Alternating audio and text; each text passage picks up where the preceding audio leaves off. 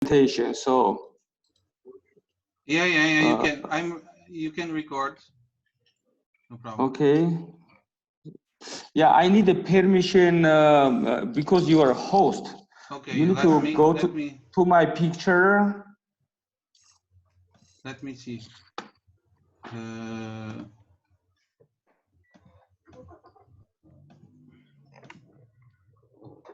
Okay. Permission. Recording video. Yeah.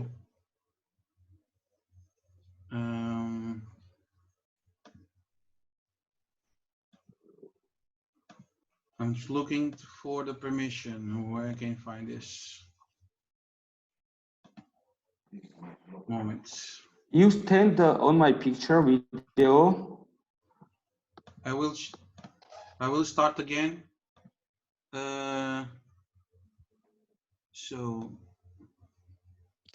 you want to be all the participants can share, right? You can do, no problem. Just I need the permission to record. It does not allow me right now. Yeah, you can. Hello. Hello. Can you see it? Can you do you have permission? After we finish, we have to share to the. Yeah, I can see it. All can see my screen? Yes. Do you have the permission? Yes, I already? see it. Yes. Yeah, ხედავთ. აი სათბურია მალინით, ჟოლოს. It's a greenhouse with raspberry, he's saying. Shota, can you can you access the recording? I cannot see. Okay, just a minute, has a problem, the internet. No, I cannot record. I don't know why. I want to restart again. Okay. Yeah, please. but Shota, I can see that record file is working. Ah, okay. Yeah, it's written that it's rec. Yes, but who is recording now? I'm recording. Okay. Okay, if you are recording, please, what you can do,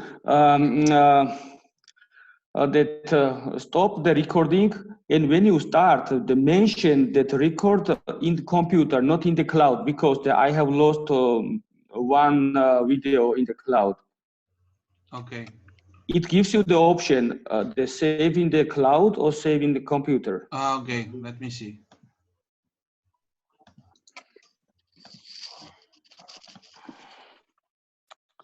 Eliso saving in the computer. Yeah, it's already recording. Okay. Okay. Yes. Nice. Yes. Please. Okay, yeah, we can start. Good afternoon to everybody on the other side. My name is. Yes. Go ahead. I'm interpreting. When you break. She's helping us translation, George. Can I start? Yes, please. Okay, thank you. George, she is helping us to translate in Georgian. Okay, I'm sorry. Okay, good. I thought you know. Yeah, I now I know. Okay, today we're gonna start some training on some basic information about raspberry production. მეგობრებო, დღეს გაგაცნობ ძირეულ ინფორმაციას ჟოლოს მოყვანის შესახებ. And we're going to start talking about the primocane and floricane types, and also some topics about fertilization and pest management. საუბარი გვექნება პრიმოკანის და ფლორიკანის ტიპებზე, განაყოფიერებაზე, ასევე მავნებლების მართვაზე. So the raspberry crop have two types of plants. We have the floricane types, where we can include varieties like Tulamine, Glenample, Nova, Tulamagic, and some others. It means that the plant only produce on the second year old cane.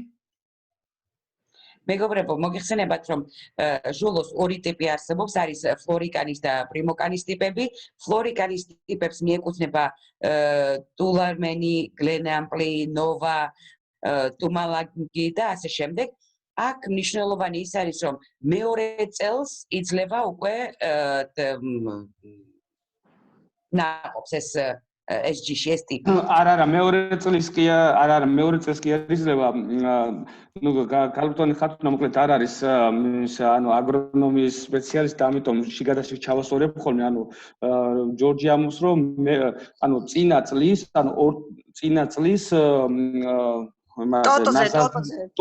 ტოტზე იძლევა წინა წლისაზე იძლევა მოსავალს მეორე წელს, ამის თქმა უნდა.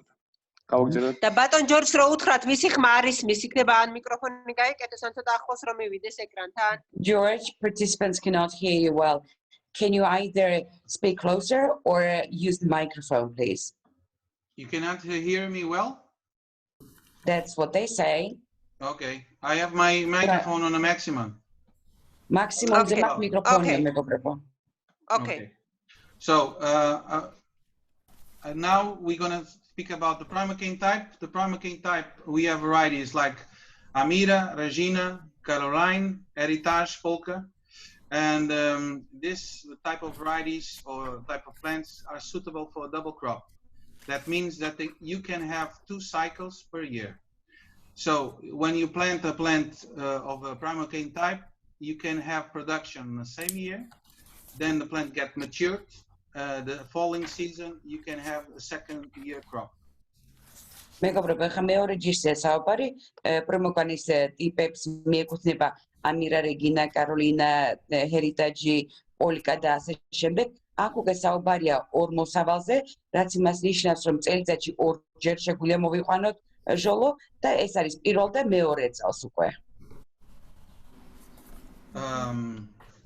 Now we're going to talk about something that is quite interesting about the primocane type of varieties. It's called remontancy. Remontancy, it's the ratio of the height of the cane that have flowers. It means that when you have a 2-meter cane, if you have 40% or 50% of the height of the cane with flowers, we have to say that we have 50% of remontancy. Right. ეხლა საუბარი გვექნება ისევ პრიმოკანის ტიპზე და აქ არის მიწის ზედაპირიდან სიმაღლეზე, რაც მნიშვნელოვანია, იმიტომ რომ თუ 50% დაფარულია, თქვა 2 მეტრიან ყლორზე თუ 50% დაფარულია, აი ამ შემთხვევაში ამ ტიპთან გვაქვს საქმე. The level of remontancy is something that in raspberry breeding is the main focus today. დღეს აი ზუსტად ამ სიგრძეს, მიწის ზედაპირიდან სიმაღლეს ამ სიგრძეს აქვს ჩვენს კონკრეტულ შემთხვევაში ამ შეხვედრაზე ძალიან დიდი აქცენტი ეთმობა. Plant breeders target to obtain high degree of remontancy that reach to 50% of the height of the cane. As an example, we have Amira, Regina from Italy, Maravilla, it's a variety from the Riscos from America, Adelita, and Quelli. That can bring a higher yield potential for this type of raspberries. ამ ტიპის ყლორზე 50% არის აქცენტი, რომ გაკეთდეს მოსავლიანობა. ამ კატეგორიაში იქცევა ისეთი ჯიშები, როგორც არის ამირა, რეგინა, ეს იტალიური ჯიშებია ორივე, მარავილა, ადელიტა და კველი, ეს ამერიკული ჯიშებია.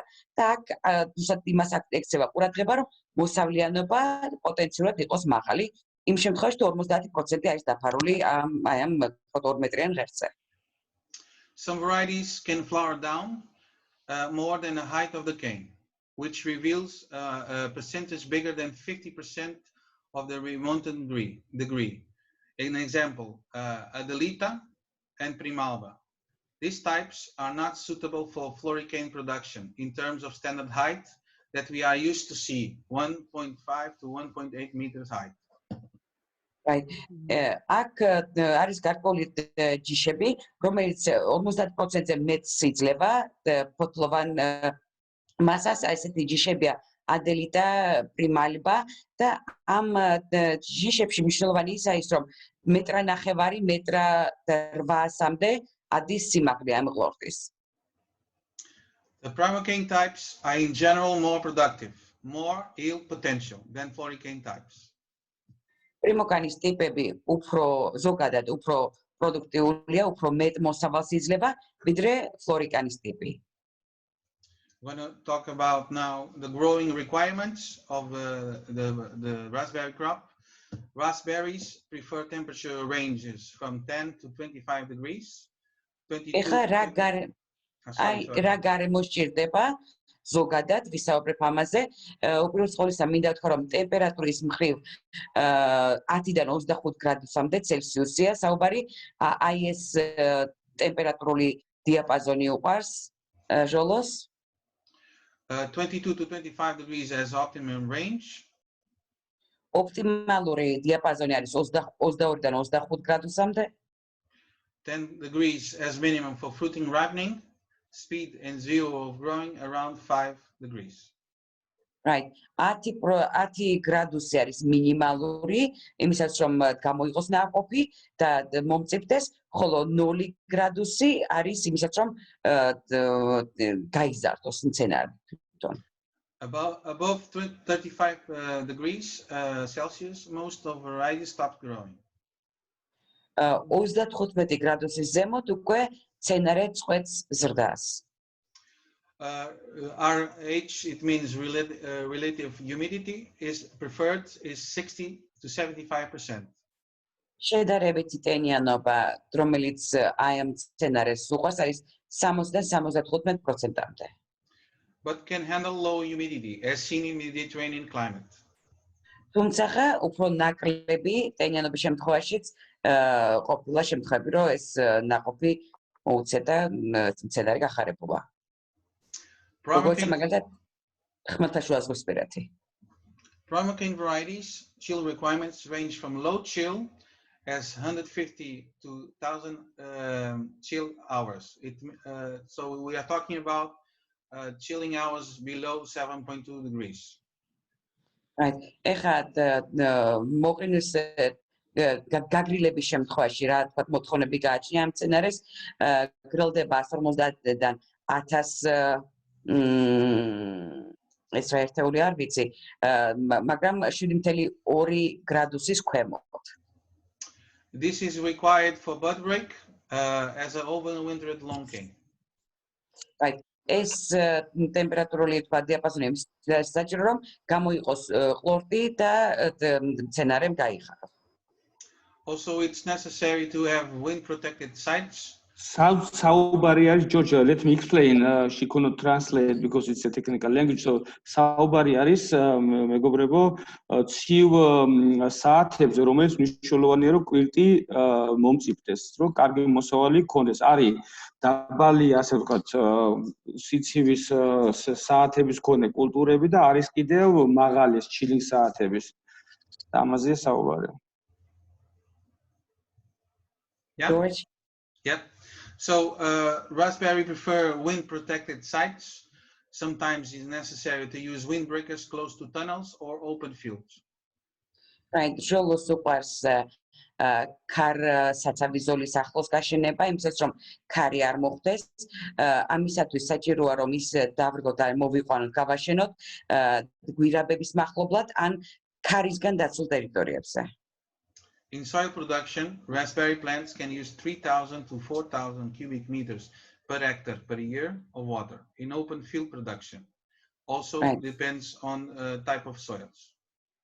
გააჩნია ნიადაგის ხარისხი, რა თქმა უნდა, მაგრამ ღია გრუნტზე მოყვანის შემთხვევაში წყალს მოიხმარს 3000-დან 4000 მეტრ კუბამდე საათში. ეს არის წელიწადში მიცდებული მოცულობა. Raspberry, yes? 1 ჰექტარზე. Per hectare. Raspberry don't like wet feet. It means that they don't like too much water on the roots. Right. ესეთი გამოთქმა არსებობს, რომ ჟოლოს სველი ფეხი არ უნდა კონდესო და ეს იმას ნიშნავს, რომ არ უნდა კონდეს გაჯერებული ფესვები წყალში. Overwatering arrests root development and stunt growth. ჭარბმა მორწყვამ შეიძლება შეაჩეროს მცენარის განვითარება და შეაჩეროს ფესვის ზრდა. Also during flowering, it requires high demand of bees, so it's required 10 to 12 hives per hectare. Right. რაც შეეხება ყვავილობას 10-დან 12 სკამდე არის ჰექტარზე ესეთი გათვლა არსებობს. Since first flowers is visible and open. Best is to add also bumblebees since the beginning of flowering. Right, ეს პირველი ყვავილობის შემდეგ და ტექნიკური ფუტკარი. აჰა.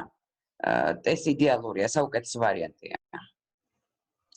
Without the use of pollinators, fruit can be unshaped or misshaped very early in the production cycle. Right.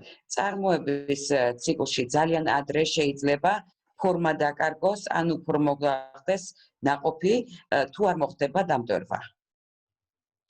Next is soil requirements. So raspberry in general prefers soils pH between 5.5 and 6.5. რაც შეეხება pH. არა სლაიდი გამიქრა. ნიადაგისადმი მოთხოვნა. არა ვერ ხედავ დაწამეთ. Yeah. Soil types. Okay. გავაგზავნე ჩატა pH-ი უნდა იყოს არის რეაქცია ოპტიმალური 5.5-6.5. Okay, continue George. Okay. So soil pH is sandy loam with types with good drainage. ასრული იყოს. Okay. გაგრძელეთ. ნიადაგი ხა როგორი არის საჭირო ჟოლოს მოსაყვანად უნდა იყოს ქვიშიანი ტიპის და კარგად უნდა ხდებოდეს ირიგაცია. სილანარევი არის ოპტიმალური სუბუქი ნიადაგი. So soil EC it means electroconductivity. Prefer to have soils with 0.2 to 0.4 millisiemens per centimeter. Right.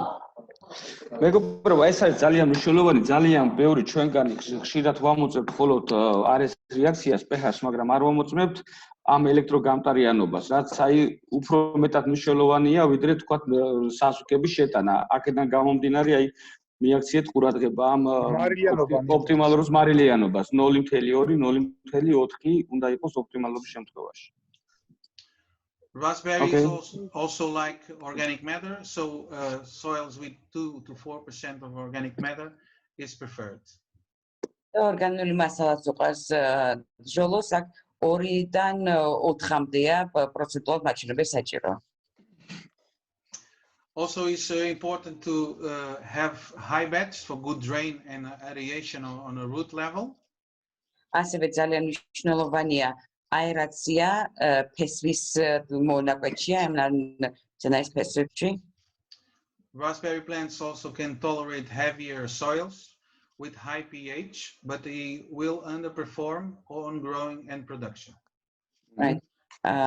ჟოლოს ფესვი იტანს უფრო მძიმე ნიადაგსაც, რომელსაც უფრო მაღალი აქვს pH-ის დონე, თუმცა ნაკლებად ვითარდება და ნაკლებად იზრდება და ნაკლებად პროდუქტიული ამ ასეთ შემთხვევებში, ასეთ ვითარებაში. Next slide, we're going to talk about water quality. This is a sample of a water analysis. Am slide-ზე საუბარია წყლის ხარისხზე, წარმოდგენილია ასევე წყლის ანალიზი, ცდის შედეგი. Raspberries can be made to high tolerant to sodium and chlorine. სოდისა და ქლორის მიმართ არის მაღალი ტოლერანტობით გამორჩეული ჟოლო. But it's very important to have a good water with low sodium and low chloride. თუმცა ძალიან მნიშვნელოვანია კარგი წყალი მიეწოდებოდეს მცენარეს დაბალი სოდითა და ქლორით. So if we have an analysis that we can look to this type of cations and ions. Right. I calciumis და რკინის შემცველობა არის ამ ანალიზის პასუხში ნაჩვენები მარჯვენა მხარეს. Sodium, I would say that we'd have to maximum 1 millimole or preferred 1 millimole per liter, and chlorine also. The chloride და ეს ნივთიერებები 1 მილილიტრის შემცველობის უნდა იყოს ეს იდეალურ შემთხვევაში. the HCO3, it's bicarbonate. It's what? Yes. Bicarbonate არის ეს მესამე HCO3. And this is what make the pH of the water stable. It's required 150 to 200 millimoles of per liter to have a better. ეს განაპირობებს უკვე pH-ის საჭირო დონეზე ყოფნას. ამით არის განპირობებული pH-ის ადეკვატურობა. So one element that we have to take care when you see the water is the bottom. It's required to be lower than 20 micromole. Borumi არის ის ნივთიერება, რომელიც 20 მიკრომოლზე ქვემოთ უნდა იყოს. ეს არის მნიშვნელოვანი ასპექტი წყლის ანალიზში. Following aside, we're going to talk about crop nutrient requirements in prime cane types. This is an example from a raspberry soil production and amounts of fertilizer in terms of nutrients used in Spain. Right. I am slightly გვესაუბარია იმ ჯანსაღ საკვებზე, ნუტრიენტებზე, რომელიც ჭირდება ჟოლოს პრიმოკანის ტიპს. ეს მაგალითი იმისა თუ რა რაოდენობის რა ნუტრიენტი, ანუ სასარგებლო ნივთიერებები ჭირდება ჟოლოს, მოყვანილია ესპანეთის შემთხვევაში. იმათი მაგალითია. We can see in a column, the left column, where the nutrients are. The N is nitrogen, the P is phosphorus, the K is potassium, calcium is Ca, and Mg is magnesium. და აი ყველა ნივთიერება არის ნაჩვენები ლათინურად. ინიციალებით არის აღნიშნული მაგნიუმი, კალციუმი, ფოსფორი და ასე შემდეგ და მათი შესაბამისი თქვათ მოცულობები, რომელიც ჭირდება ამ მცენარეს. So in this type of raspberry, we split your fertilizer units per week. We can see on the start until flowering, the flowering, beginning of fruiting, start picking until end of picking, and then the total of kilos. So this is an example what we can have of the use of fertilizer on a fertilizer program. Right. ეს არის ნიმუშად მოყვანილი კილოგრამებშია ყოველკვირეული ნუტრიენტების რაოდენობა ჰექტარზე. და ყველა ცალკეულ ეტაპზე მითითებული. საწყის ეტაპზე დაახლოებით 8 კვირით ადრე, შემდეგ არის უკვე ყვავილობის პერიოდში, ყვავილობამდე, მერე ყვავილობის პერიოდში, შემდეგ ნაყოფის მოსხმისას და ბოლოში გავდივართ აი ამ ყველა ეტაპს და შემდეგ ჯამია მოცემული. ყოველ კონკრეტულ შემთხვევაში ეს ერთეულები მოცემულია კილოგრამი კვირაში. Besides of adding fertilizer to the soil, we have to not only have an analysis from the soil to see what the soil can give us, but also the water content. The water that we're going to use, we have to analyze and we have all that information. Right. იმის გარდა რომ ცდები უტარდება ნიადაგს, რომ ვიცოდეთ რა ნუტრიენტს იძლევა ესა თუ ის ნიადაგი, ამის გარდა იმ წყალს, რომელსაც ვიყენებთ მოწყვისას, ეს წყალიც უნდა გაანალიზდეს, რომ ვიცოდეთ რა ხარისხის, რა რისი შემცველობის წყალი გამოიყენება აი ამ მცენარის გასახარებლად. Next slide, we're going to talk about production technology, primocane and floricane. This is some examples of what we can have on a total production. აი ამ სლაიდზე გვესაუბარია წარმოების ტექნოლოგიაზე, პრიმოკანის და ფლორიკანის შემთხვევაში. ეს არის უკვე ცალკეული ნიმუშები თუ რა სახეობებში შეგვიძლია გამოვიყვანოთ ეს ჯიშები. Next slide, I'm going to also talk about the production technology. This is the type of technology, fertigation, computer, and irrigation used, and the type of materials, equipment that's being used also. I am slides გვესაუბარია წარმოების ტექნოლოგიაზე, გრძელდება წინა თემა. აქ არის რა აპარატურა, რა დანადგარები გჭირდება შესაწამლად და როგორ ხდება, თქვათ, მიწაზე ან წყალში მის გამოყენება. Normally, if we have the design of this type of fertigation systems, we have to consider the type of water we have. Right. და აი ეს გამომდინარეობს იმ წყლიდან, რომელსაც ვიყენებთ აი ამ ვთქვათ ნარგავებში. So once we have the water analysis, we can decide if we need to make a correction on our pH. როდესაც ჩვენ წყლის ანალიზის პასუხი გვექნება, გვეცოდინება რაოდენობის pH-ის დამატება გვჭირდება ავზში. Or we have to add acid or a base. ან რა დავამატოთ ბაზას ან ვთქვათ მჟავიანობას. To make the correction on our pH of the water. იმისათვის რომ დავაკორექტიროთ pH-ის დონე წყალში. Next slide, we're going to talk about crop cycles. So I am slides-ზე უკვე საუბარი გვექნება ციკლზე, მოსავლის ციკლზე. Yeah. Prima cane normally have a springtime crop, so it's the second year crop that we call floricane. Right. პრიმოკანს გააჩნია მეორე წელს უკვე იძლევა წინა წლის მცენარეზე ნაყოფს, ეს არის საგაზაფხულო ჯიშია, ამით განსხვავდება ფლორიკანისგან. Most countries in Europe and a lot of other latitudes can grow during these months as the first crop of the year. Right. ევროპაში ძირითადად და ბერგოს სხვაგან წელიწადის ამ დროს შეუძლიათ პირველი მოსავლის აღება.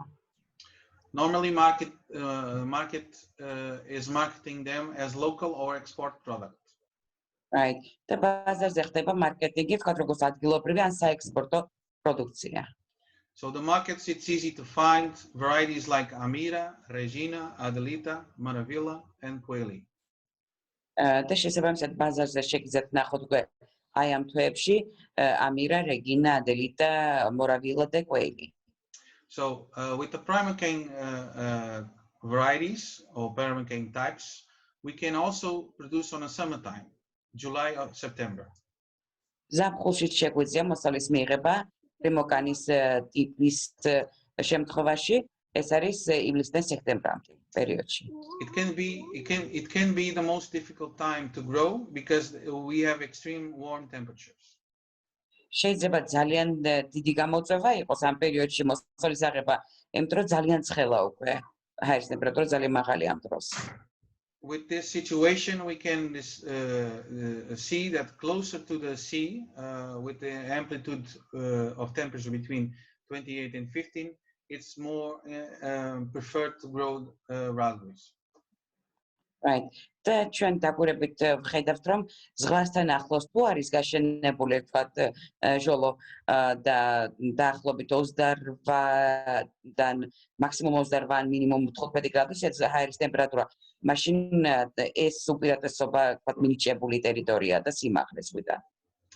Most of the today's varieties can perform good enough on this time, like Amira, Regina, Versailles, Adelita, Quayle, Maravilla, among others. აი ჰაერის ამ ტემპერატურაზე ყველაზე კარგად რეაგირებენ დღესდღეობით ისეთი ჯიშები, როგორც არის ამირა, რეჯინა, ადელიტა, კველი და სხვები. Also, some areas of Europe or latitudes we can also produce in the autumn and in winter, between October and January. Right. ზოგიერთ ქვეყანაში ევროპაში და სხვაგან ზამთარში და შემოდგომაზეც მოხავს მოსავალი ოქტომბრიდან იანვრის ჩათვლით პერიოდში. For this type of cycle, it's important to choose an area that have low risk of frost during November to January. ნოემბრიდან იანვრის პერიოდში აი ამ მონაკვეთში სიცივისგან დაცული ტერიტორია უნდა იქნეს შერჩეული ჟოლოს გასაშენებლად.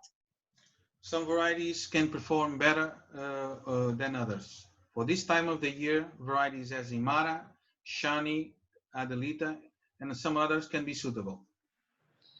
ზოგიერთი ჯიში უფრო კარგად რეაგირებს ასეთ ზამთრის პერიოდზე, ვიდრე სხვები და ვინც კარგად რეაგირებს ეს ჯიშებია შანი, ადელიტა და სხვებიც. For this type of cycles, we need areas that in a winter time we have maximum of chilling hours between 250 to 400 chilling hours.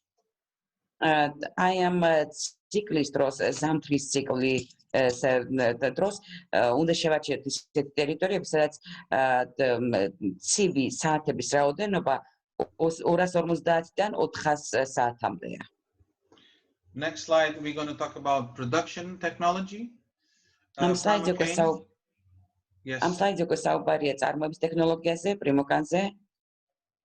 Primocane and floricane production in open field and covered crops. Right, აქ ორივე ტიპზე საუბარი, პრიმოკანზე და ფლორიკანზე, როგორც ღია გრუნტზე, ასევე გადახურულ სივრცეში. For off-season production is low-tech multi-bay tunnels, like a Spanish tunnel. Right, აი აქ უკვე საუბარია არასეზონზე წარმოების შემთხვევაში, რომ გამოყენებული იყოს გვირაბისებური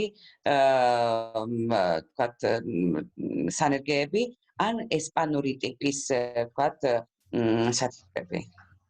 This type of technology is used to extend the season, especially when we want to come in October, November, and we still can pick before the first frost.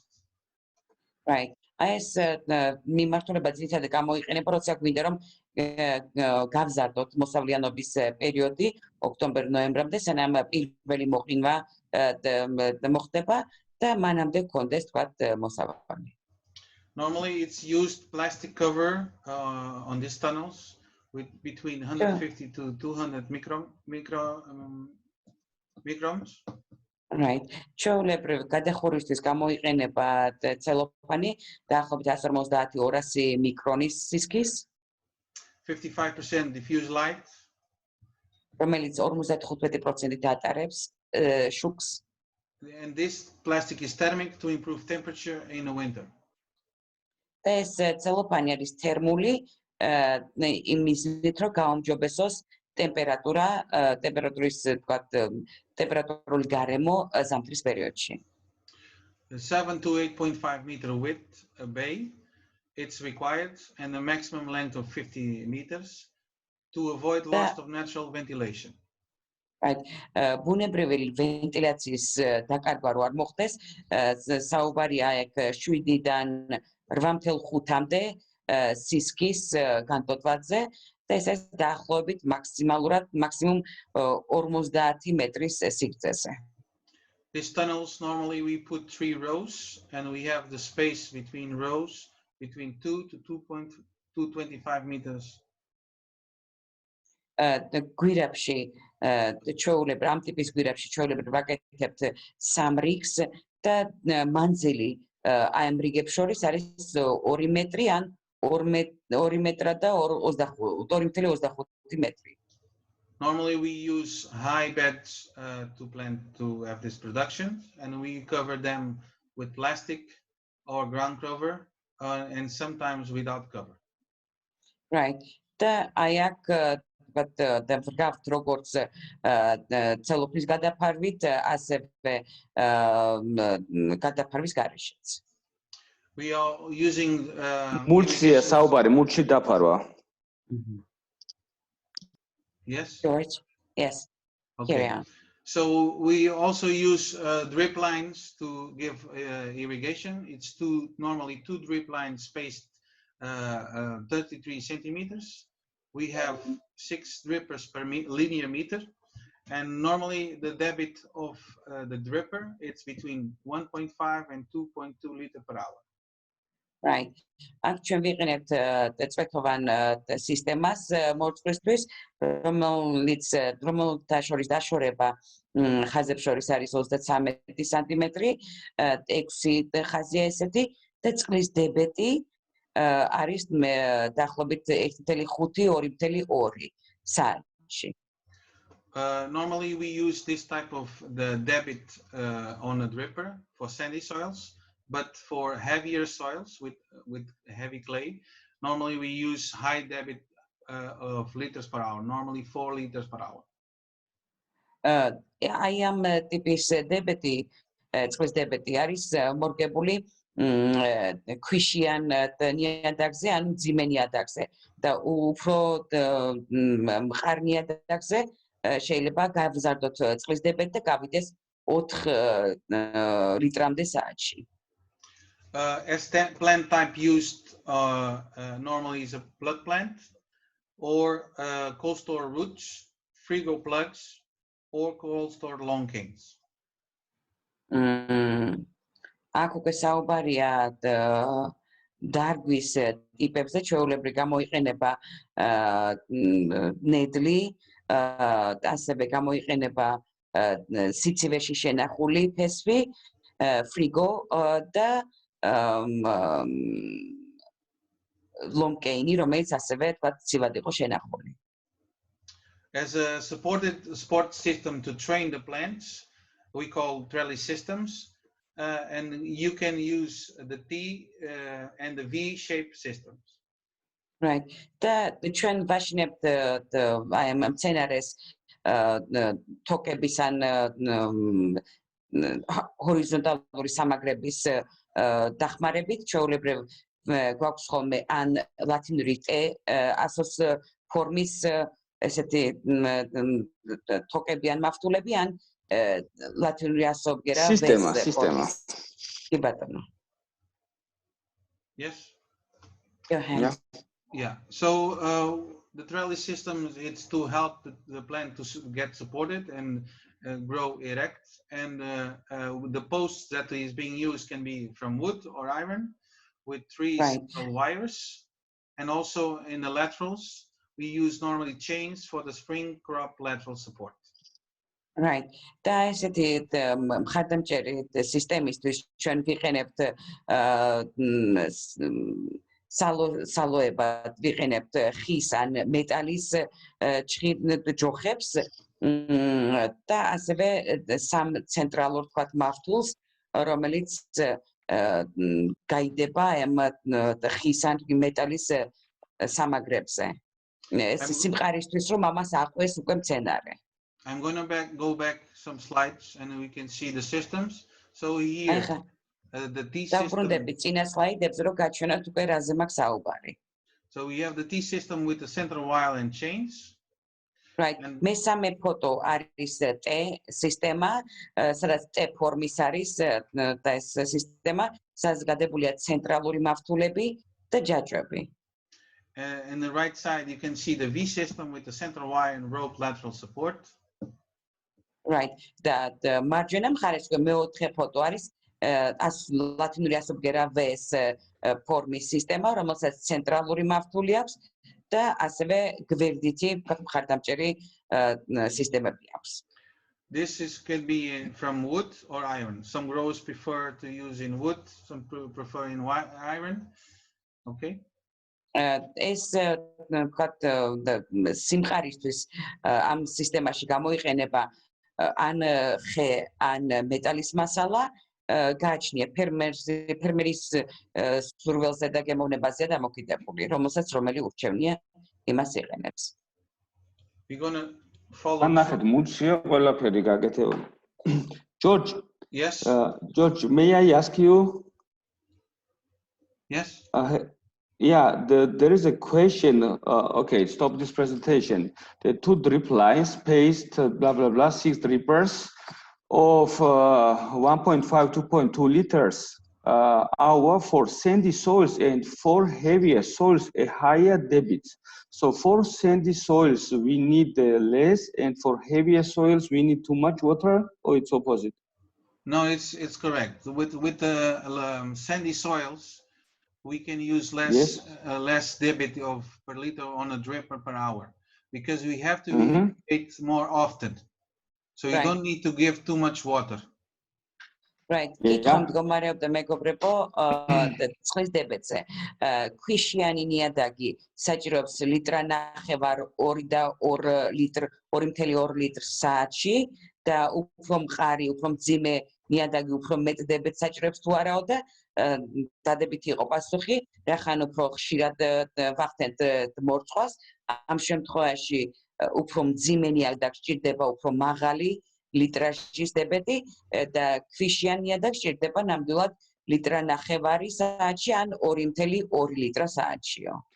მეგობრებო, აი თან ანუ თლად ქვიშაზე არ არის საუბარი, სილიან ნიადაგზე ან ქვიშნარი არის, რომელიც ხილხად ნიადაგებს რო ეძახით, იქ წყალი იკარგება, შეიძლება საერთოდ არ გაიჟღენთოს, მაგრამ სილის შემთხვევაში მაინც კარგად იმაშვება რა. ვრცელდება წყალი, ანუ თლად ქვიშაზეც არ არის საუბარი, აი სენდი რაც არის სილაზეა საუბარი. ამ შემთხვევაში მეტნაკლებად შეიძლება მასეც არის. Thank you, George. Yeah, so in the heavier soils, we normally use 4 liter drip per hour because we can give in less time more water, and because the heavier soils can hold more water, we don't need to irrigate so often. Right. და იმდენად რამდენადაც უფრო მძიმე ნიადაგს შეუძლია წყლის დაჭერა შეკავება, ამიტომ ხშირად არ ვახდენთ მორწყოს და ამიტომ არის ზუსტად რომ იშვიათად და მეც ვწყალთ და ეს არის 4 ლიტრა დებეტი საათში. ამით არის განპირობებული. Thank you. George? Yeah, can I go? Yeah. Yes. As a production cycle, the primocanes can do 2 crops, so 1 crop in the spring and 1 crop in the summer, autumn. Right. This is the primocane types.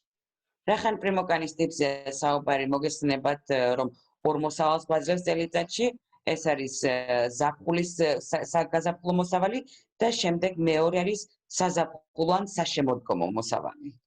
The floricane types, the ones that we have to grow the first year and only pick on the second year, we only can do 1 cycle, normally in the spring and summer. Right.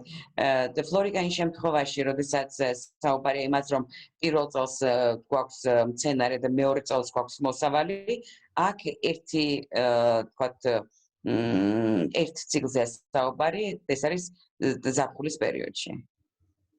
Also is being used shade net, normally to remove 50 to 60% of the light. Right. აქ ვიყენებთ ასევე დამჭრდილავ საშუალებებს იმისაც რომ ჭრდილში მოექცეს, ბადეებს ვიყენებთ იმისაც რომ 50-60% იყოს აქ კომენტარები მიფარავს ტექსტ 50-60% რო შემცირდეს ესე მზის სხივები, მზის შუქი. So normally the use of the shade net is to avoid the high radiation that we have on the summer, on the spring and the summer, from March to September. Depends on the area we are. Is to protect against the sunburn of the fruit and also the plant. Right. ეს დამცავი ბადეები, დამჭრდილავი ბადეები გამოიყენება იმისაც რომ მზის რადიაციისგან დავიცვათ მცენარე და ნაყოფი, განსაკუთრებით მარტიდან სექტემბრის პერიოდში და აქ საუბარია მზისგან დამწრობისგან რომ დავიცვათ როგორც მცენარე, ასევე ნაყოფი. This type of technology and equipment is being used especially for the fresh market.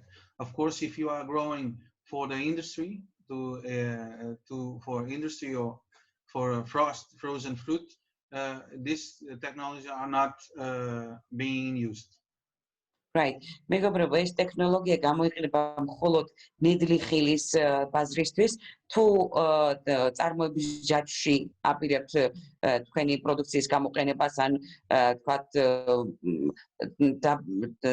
გაყინვის და შენახვის შემდეგ აპირებთ სარეალიზაციო ბაზარზე გატანას, მაშინ ეს ტექნოლოგია, ეს თქვათ პროცესები თქვენ არ გამოგადგებათ. ეს ეხება მხოლოდ ნედლი ხილის სახით, როდესაც ხდება ჟოლოს რეალიზაცია. Next slide. We're going to talk about fertigation and stage of development.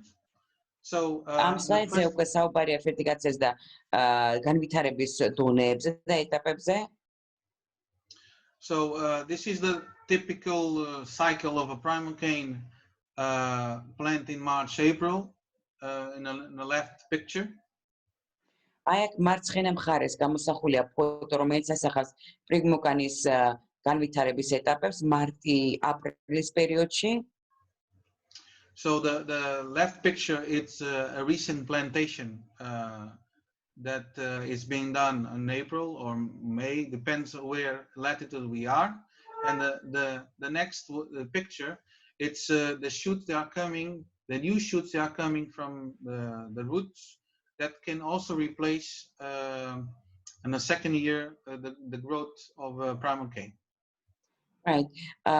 პირველ ფოტოზე გამოსახული ახლად გაშენებული თქვათ ნარგავები, მეორეზე უკვე ამოყრილი პოჭკები და ყლორტები, რომელსაც შეიძლება პრიმოკანის თქვათ წინაწლის თქვათ მცენარის ჩანაცვლება. So below this two pictures, this is the vegetative growth. Normally it takes from March or April, depends when we start the planting, until we have flowers visible. We start the vegetative recipe. და ამ ფოტოების ქვემოთ არის მოცემული ეგრეთ წოდებული ვეგეტაციური რეცეპტი. იმისაც რომ ყვავილობამდე თქვათ მივიყვანოთ მცენარე რა გჭირდება, ეს არის გაწერილი. So the main target is vegetative growing and root development. თავარი მიზანი არის ვეგეტაციური პროცესის განვითარება და ფესვის ფორმირება.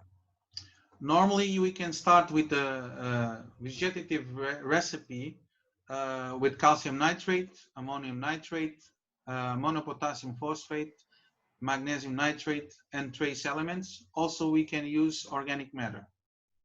Right. ჩვეულებრივ აი ამ ვეგეტაციურ რეცეპტში ვიწყებთ კალციუმის ნიტრატის გამოყენებას, ამონიუმის ნიტრატის, შემდეგ აი ესეც ჩამოთვლილია მაგნიუმის ნიტრატი, აი ეს მჟავეები, ეს გამოიყენება იმისათვის, რომ მოხდეს მცენარის განვითარება და ფორმირება. So the selection of a fertilizer depends also on the quality of your water. If you have high bicarbonate, you should use more ammonium type, more acidic type fertilizers. If you have a low pH, we should use less ammonium rich fertilizer. We go more for a nitrate based recipes. Right. აქ რა თქმა უნდა სასუქის შეტანა ხდება იმის საფუძველზე თუ რა შემცველობის არის ნიადაგი, თუ pH-ის დონე დაბალი არის, მაშინ მჟავენობა მაღალი უნდა იყოს, ვთქვათ, სასუქში ან პირიქით. ეს ყველაფერი განპირობებულია ნიადაგის შემცველობით და ხარისხით. So normally the stage from the small plant of a primal cane type to flowers takes around 2 months, 2.5 months. Sure. Then, yes. ჩვეულებრივ 2 თვე ან 2 თვე ნახევარი ჭირდება დარგვიდან ყვავილობამდე აი ამ მცენარეს. On that period, during that period, we want to reach a cane that have between 1.5, 1.8 height. Right. მეტრა ნახევარი, მეტრა და 80, აი ეს არის ის სამიზნე, რომელიც ჩვენ გვინდა რომ ამ ეტაპისთვის ჰქონდეს ყლორტად მოცემული ამ მცენარეს. So the height of the cane that we have to reach depends also on the variety. და სიმაღლე, ყლორტის სიმაღლეც დამოკიდებულია ჯიშზე, რა თქმა უნდა. So once we have start to see flowers, we should start to remove some level of nitrogen and use more phosphorus and more potassium. და როგორც კი დავინახავთ პირველ ყვავილებს, უნდა შევცვალოთ სასუქის, მეტი პოტასიუმი და მეტი კალციუმი უნდა გამოვიყენოთ და აზოტი დავუკლოთ. So the target here is once we start to see the flower buds open and we start changing recipe to go from that stage to the full flowering stage.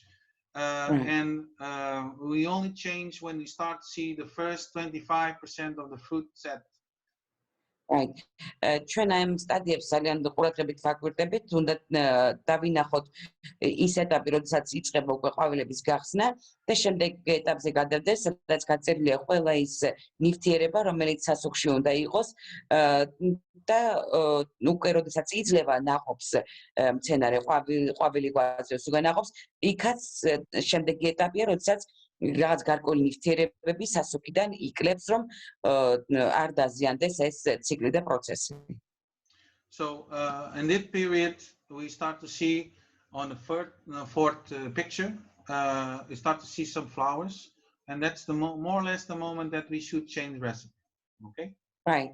I'm ყველა ეტაპზე და საუბარი მაქვს მეოთხე ფოტოზე, იცვლება რეცეპტი და აი აქ მეოთხეზეც დგება ახალი ეტაპი, როცა სხვა რეცეპტის მიხედვით უნდა მოხდეს სასუქით გამდიდრება ამ ნიადაგის. Then we have the third part of a feeding program that is from 25 to 50% of the food is already green until the end of the picking. Right. აი ამ ეტაპზე უკვე დგება ახალი ეტაპი, როდესაც ნაყოფის ფერი მწვანეა, მკვახეა, ჯერ 25-30%, როდესაც არის მწვანე შეფერილობის, ამ ეტაპზეა საუბარი. Here you can see that there's some difference. We reduce calcium nitrate to remove nitrates. აქ ხედავთ უკვე რეცეპტებში ქვემოთ რა ნივთიერებებს არის მითითებული, კალციუმ ნიტრატს ვამცირებთ, მნიშვნელოვნად ვამცირებთ შემდეგ კალციუმ ქლორიდს და ასე შემდეგ. So in this stage we can work also with a formula of calcium, is calcium chloride, to increase calcium without adding nitrogen. Right. აზოტის დამატების გარეშე ვზრდით კალციუმის შემცველობას აი ამ სასუქში, როგორც ხედავთ მაჩვენებლები აქ იზრდება. So also two small things, we remove the potassium nitrate and the magnesium nitrate for magnesium sulfate and potassium sulfate. აქ როგორც ხედავთ უკვე წინა რეცეპტიდან განსხვავებით, ამოღებული გვაქვს უკვე აი ამ ეტაპზე potassiumi და magnesiumis nitratები. This means that potassium, kaliumi. Yes. Go ahead. So this means that when you are picking, we don't want too much nitrogen on this stage, because normally the high level of nitrogen can make the fruit too soft, and we want to keep the fruit hard and good to have a good shelf life. Right. ჩვენ ნახშირბადი არ გვინდა რომ მეტი იყოს აი ამ ეტაპზე, როდესაც კრებთ უკვე ნაყოფს, არ გვინდა რომ განსაკუთრებით რბილი იყოს ნაყოფი და ამიტომ შესაბამისად ამ სასუქის შემადგენლობაში ვამცირებთ იმ ნივთიერებებს, რომელიც ასეთ შედეგს გამოიწვევდა. Also in this slide I put some information about what type of chemicals in terms of protection is being used and the most important situation that we have. მე აი ამ პრეზენტაციაში ასევე ჩავსვი და გავითვალისწინე ის ქიმიური ნივთიერებები, რომელიც გვჭირდება აი ამ მნიშვნელოვან ეტაპზე ამ მცენარის შემთხვევაში. So in the first information that we have at plantation, normally it's being used against some diseases on roots. We normally drip fungicides against verticillium, fusarium, and this type of pesticides can be fusatil aluminium, dimetamorph, and metalaxial. Right.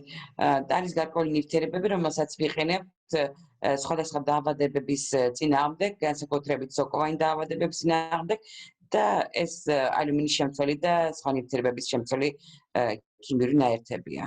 ნუ აგერ ჩამოთვალა ალუმინის ფოსფატილი არის, მეტალაქსილი არის და ასე შემდეგ ფუნგიციდებზე არის საუბარი, მოკლედ რომელთაც უნდა დავიცვათ მცენარე.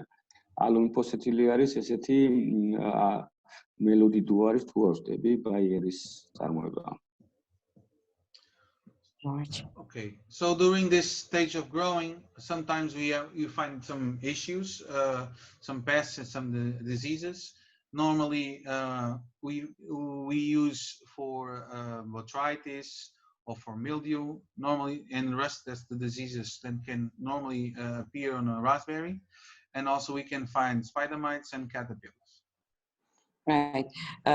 ჩვეულებრივ ჟოლოს მოყვანისას გვხდება სხვადასხვა ტიპის მავნებლები და ავადებები და შესაბამისად ვიყენებთ იმ ნივთიერებებს, რომლებიც მათ წამლობს და მავნებლებს და დაავადებებს. The type of chemicals we use, it can be cyperodinil plus fludioxonil. This is normally a combination for botrytis. Fludioxonili არის ის ნივთიერება, რომელსაც ვიყენებთ ხოლმე ამ ტიპის კომბინაციებში შესაძლებლად. For mildew, or in this case powdery mildew, it's being used pyraclostrobin plus boscalid. Pyraclostrobin plus boscadini გამოიყენება ასევე კომბინაციაში. For spider mites, we use abamectin and azathiox. ეს ნივთიერებები რაც შემოთვალა გამოიყენება უკვე ობობების განმცენარის დასაცავად. Clonfentazine is also being used for spider mites. ეს ნივთიერებაც იგივე ვთქვათ და მავნებლის შემთხვევაში. For caterpillars, normally it's being used Bacillus thuringiensis. Bacillus thuringiensis გამოიყენება უკვე კალიების შემთხვევაში. So this is the main problems that is normally found in raspberry growing. ჩვეულებრივ აი ეს პრობლემები გვეჩენს თავს ჟოლოს მოყვანისას. So the next stage is flowering. Normally is for preventive cautions. Is being sprayed for botrytis, mildew, rust, and sometimes we have aphids and thrips. ეს მეოთხე ეტაპზე უკვე ყვავილობის დროს ჩვენ ვიყენებთ სხვადასხვა ნივთიერებებს იმისაც რომ მოვახდინოთ პულვერიზატორით ამ სცენარის შეწამლა იმისაც რომ სხვადასხვა მავნებლისგან დავიცვათ ეს სცენარი.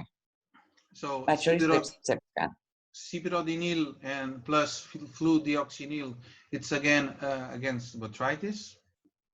ეს ნივთიერებები კონკრეტულად აი ამ თქვათ პრობლემას აგვარებს. Pyraclostrobin plus boscalid, it's again for powdery mildew. ესეც ამ შემთხვევაში ცნაის დაავადება და შესაბამისი თქვათ ნივთიერება, ეს ქიმიური ნივთიერება, რომელიც მაშვენის. For aphids control, it's being used thiacloprid. ესეც ნივთიერება, რომელიც მითითებულია სლაიდზე, ეს კონკრეტული ნივთიერება, რომელიც აი ამ თქვათ პრობლემას აგვარებს. For thrips, normally is being used spinosad.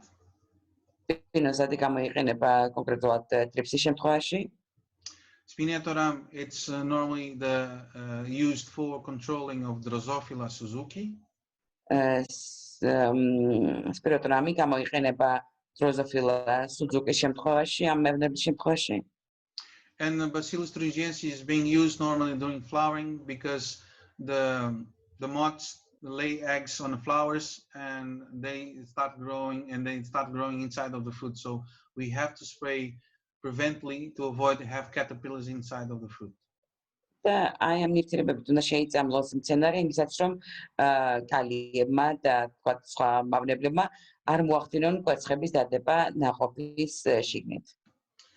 So now we are in June, July. We are picking half 50% of the crop. It's normally after 3-4 weeks start picking. Right. უკვე ამ ეტაპზე უკვე დგება ივნის-ივლისის პერიოდი. დაახლოებით 50-50% უკვე მოკრეფილი გვაქვს ნაყოფი ამ კონკრეტულ პერიოდში. And normally we have also some problems once we don't control them on flowering during the flowering and before picking. We still can have problems halfway of the picking. Right. და აქ არ მთავრდება პრობლემები ყვავილობის პერიოდში ნაყოფის მოკრეფამდე შეიძლება რაღაც გარკვეულ პრობლემების წინაშე აღმოჩნდეთ. So the problems we found normally in the crop, it's mainly Drosophila Suzuki, thrips, mites and aphids. ამ ეტაპზე არის Drosophila Suzuki და thrips-ები ძირითადად. Now we go for the next slide. We're going to talk about plant densities. შემდეგ სლაიდზე გადავიდეთ და ეს არის სიმჭიდროვე ნარგავებს შორის. So the plant density depends on the growing habit of the variety. I'm ჯიშზე არის დამოკიდებული ის თქვათ გაშენების სახეობა, რომელიც ამ კონკრეტულ შემთხვევაში არის გასათვალისწინებელი. Traditionally it's being used 6 canes per meter in the spring. გაზაფხულზე 6 ყლორტი მეტრზე, აი ესეთი თქვათ horizontალურად ესე გათვლა. And 8 to 9 canes per meter in the second crop of the year. და წლის განმავლობაში მეორე მოსავლის აღების პერიოდში უკვე 8-9 ყლორტზე საუბარი მეტრზე. This is normally the densities that the prime cane varieties should be working. ეს არის ტიპურად ის სიმჭიდროვე, რომელიც პრიმოკანის ტიპის შემთხვევაში არის გასათვალისწინებელი. Once the new genetics and the new varieties are released and trialing them for the first years, they go to commercial. It's being used less density to start.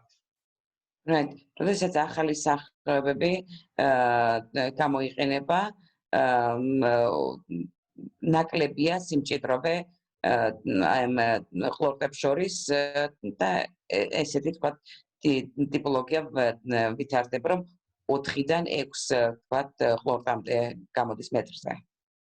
So normally it's being talked about 4 canes per meter in the spring once we start the new plantation.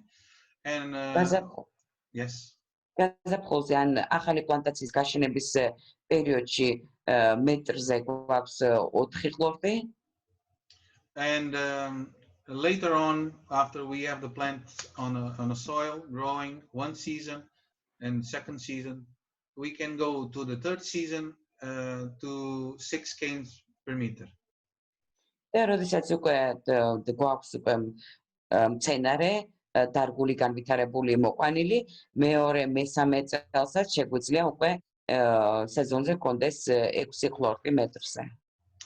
This main let me add George please. აქ არის საუბარი ანუ ტრადიციული ჯიშებზე, რომელსაც თქვა ჩვენ ახლა ვაწარმოებ და უკვე ახალ ჯიშები რაც მოდის, ანუ საუბარია მაგაზე, რომ ანუ ამცირებენ ყლორტების ამონაყრის რაოდენობას და ზდიან ხარისხს და ფაქტურად მოსავალი იგივე რჩება, ოღონდ მაღალ ხარისხიანი.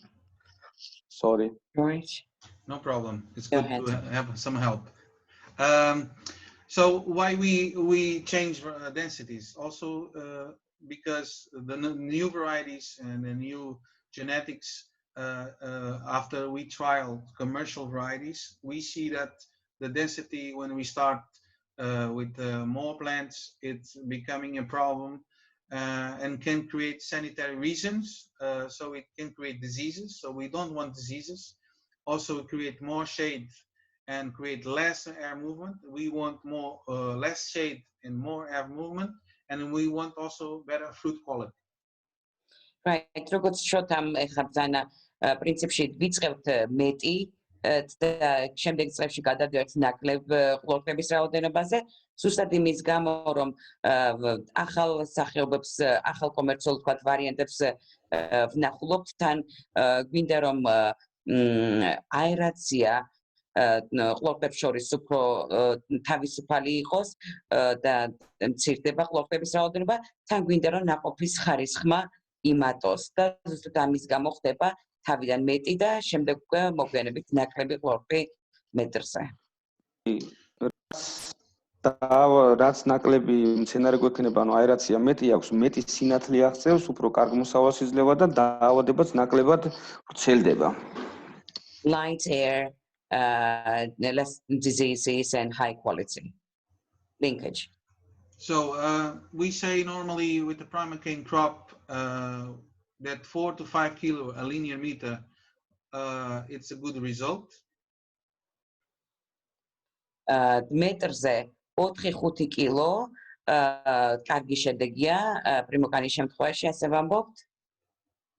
So in soil with the primary cane production, you can reach lower production from 10 to 25 ton per hectare. 20-25 ტონა ჰექტარზე გამოდის უკვე დაბალი თქვათ მოსალიანობის შემთხვევაში. This depends on the variety, the soil, the amount of nutrients that we are using. ეს ყველაფერი დამოკიდებულია მცენარის ჯიშზე, ნიადაგზე, იმ ნუტრიენტებზე, საკვებ ნივთიერებებზე და მინერალებზე, რომელსაც ვიყენებთ ნიადაგის გასამდიდრებლად. So as an example, some information coming from California, the rate of nitrogen used can reach 300 kilo per hectare per year, per cycle. აი მაგალითად ციგზე 300 გრამი აზოტი გამოიყენება წელიწადში, ეს არის კალიფორნიის მონაცემები. აი ამით არის გაჯერებული ეს ინფორმაცია. So in some countries there's some impositions on the level of nitrogen because nitrogen can be a pollutant. So we have to look to impositions in your country, and also if we are in Europe and we have to respect the European laws. We have to see how much we can use and what kind of impositions we have. Right. თქვენს ქვეყანაში იქნება თუ ნებისმიერ სხვა ადგილას ევროპაში სხვადასხვა ფაქტორს და პირობას ვითვალისწინებთ იმისათვის, რომ ნახოთ რისი დამატება სჭირდება მცენარეს, რომ განვითარდეს და გაჯერებული იყოს იმ ნივთიერებებით, რომელიც მას სჭირდება ზრდისა და განვითარებისთვის. One question that people ask me a lot is about how much years we can use a plant on soil. Normally it's used 3 years, which is not very good for nurseries and propagators. მე ხშირად მისვამენ კითხვას, ერთი თქვათ ნერგი რამდენი წლის განმავლობაში შეგვიძლია გქონდესო პლანტაციაში და მე ვეუბნები ჩვეულებრივ 3 წელი მეთქი, რაც პრინციპში არ არის კარგი სანერგე მეურნეობებისთვის და აგრონომებისთვის, რომელიც ცდილობენ რომ ახალი ჯიშები, ახალი თქვათ სახეობების რეალიზაცია მოახდინონ. But it's also possible to use more than 3 years. I know growers, and I have some growers that I advise that have plants for 4, 5, 6 years and still producing quite well. თუმცა 3 წელი არ არის მაქსიმუმი, შეიძლება 4, 5, 6 წელიც გქონდეთ ერთ და იგივე მცენარე, ერთ და იგივე ნერგი. მე პირადად ვიცნობ ადამიანებს, ფერმერებს, რომელსაც პლანტაციებში აქვთ 6 წლის თქვათ ნერგი კვლავ და ის მსხმოიარია. So why we change plants earlier or later? It depends also in our conditions, what kind of conditions we have. We lose productivity every year. We have problems of sanitary problems in soil, and also about the growing technology. Right. ეხლა შემოვატრიალებ კითხვას და ესეთ რამეს ვიკითხავ. რატო გჭირდება თქვათ ნერგის გამოცვლა ან ჩანაცვლება? თუ მაგალითად პრობლემები გვაქვს ნაყოფის ოდენობასთან დაკავშირებით, თუ ნიადაგის სანიტარული მდგომარეობა არ გვაკმაყოფილებს, თუ მაგალითად ტექნოლოგიური პროცესები და სისტემები გამოსასვლელია, მაშინ ვიღებთ გადაწყვეტილებას, რომ ახალი ენერგიით ჩავანაცვლოთ არსებული. Next slide, we're going to talk about pruning techniques. შემდეგ სლაიდზე აქ საუბარია უკვე გასხლის ტექნიკაზე. So during the winter months, from end of December and mid-February, when the plants are overwintering, როდესაც გამოზამთრების პროცესია მცენარე, ეს არის დაახლოებით დეკემბრის ბოლოდან თებერვლის შუა პერიოდამდე, So we have canes between 1 meter or 2 meters, and we have to make them even or remove the extra wood. Right. Metra 2 მეტრამდე აი ეს არის ჩვენი ყლორტის სიმაღლე და ჩვენ ვცდილობთ რომ ზამთრის თვეებში გავათანაბროთ. რომ ზედმეტი ტვირთი მოვაშოროთ მცენარეს. This technique is called cutback. Am ტექნიკას შემცირებას ან შემოკლების ტექნიკას უწოდებენ. When we are talking about a cutback on a primer cane, we have to take care about a few things. როდესაც ყლორტის შემოკლებას ვახორციელებთ, როდესაც გადავჭრით ხოლმე, ორ რამეს უნდა დავაკვირდეთ და გავითვალისწინოთ. So the primer cane we produce on a first year cane, and we pick on the top of the cane. Right, ესე პრომოკანის შემთხვევაში პირველ წელსა და მეორე წელს ყლორტიდან ვიღებთ ნაყოფს და ყლორტის თავში გვაქვს ნაყოფი. Once the picking is finished, we have to leave the plant go to the winter. Right, როდესაც მოსავლის აღება დასრულდება, სანამ ზამთრის პერიოდში შევა მცენარე, აი ამ პერიოდში ხორციელდება ეს პროცესი. So in the winter time, between December or mid-February, depends where we are growing and what conditions we have, we need chill. ჩვენ დეკემბრიდან თებერვლის შუა პერიოდამდე სიგრილე გვჭირდება, გააჩნია თქმა უნდა იმ პირობებს და სიცივე, მინუსები. მინუსები გვჭირდება. და სადაც მოუყავს ეს თქვათ მცენარე, ადგილს გააჩნია. So when we are looking to these plants, we have to see where the plants stop having flowers, and normally you have to cut below of that part of the plant, 2 to 3 buds below the part of the cane that just finished producing. Right. და აი ამ კონკრეტულ შემთხვევაში უნდა დავაკვირდეთ ლერწამს, ყლორტს მცენარის, სად აჩერებს ყვავილების გამოსხმას, იმის ქვემოთ 2-3 კოკორის ქვემოთ უნდა გადავჭრათ. კვირტი. დიახ. 2-3 კვირტის ქვემოთ, ანუ ღერო რო წარმოვიდგინოთ თავზე ხუასხია, ხო? ანუ ქვემოდან დასაწყისიდან პირველი ყვავილობა სადაც იწყება და ზემოთ, ანუ იმ ბოლო, ან როგორ ვთქვათ, იმ პირველი ყვავილიდან ქვედა მხრიდან იმის ქვემოთ 2-3 კვირტის ქვემოთ უნდა გადავჭრათ, გავსხლათ, ასე ვთქვათ. თავი მოვაცალოთ, რომ მომავალ წელს მოგცეს მოსავალი საადრეო. George? Yeah. So now we talk about the cutback on the primer cane. When we have a floricane type, we have plants that in the first year they are growing, they don't make any production, and we just have to cut back at the height we want. Right. ეს იყო მეგობრებო პრომიკანის შემთხვევაში. ახლა ფლორიკანის შემთხვევაში, როდესაც პირველ წელს არ გვაძლევს არაფერს მცენარე და მეორე წელს ვიღებთ მოსავალს, აქ ჩვენ შეგვიძლია სადაც სურსი გადავჭრათ გასხვლის მიზნით. So in the both types, the next spring the production will come from the buds that we are remaining on the canes. ნებისმიერ შემთხვევაში პირველი ტიპის იქნება თუ მეორე ტიპის პრომოკანი და ფლორიკანი მომავალ წელს ჩვენ ნაყოფს მოგცემს იქ სადაც კვირტი გამოიცხა მცენარე. That buds are growing when start out of dormancy. როდესაც გამოზამთრების პერიოდი დამთავრდება და დაიწყეს მცენარე ყვავილობას, აი აქ დავინახავთ უკვე ნაყოფს. And we're going to have flowering laterals coming out from them. და ასევე გვერდით ხლორტებსაც დავინახავთ აი ამ კვირტებიდან გამოსმულს. Okay, now we talk about something that is the spring crop. The spring crop. Yes. ეხლა ვისაუბროთ მეგობრებო საგაზაფხულო მოსავალზე. So from the flowering laterals that are growing from the buds, let's go to a few slides behind. რამოდენიმე სლაიდ უკან დავბრუნდეთ, რომ კარგად ავხსნა ეს საკითხი. Here, now we go to this slide. That's the floricane fertigation and stages of development. Which is third or fourth? So here, I actually here in March March, is yes.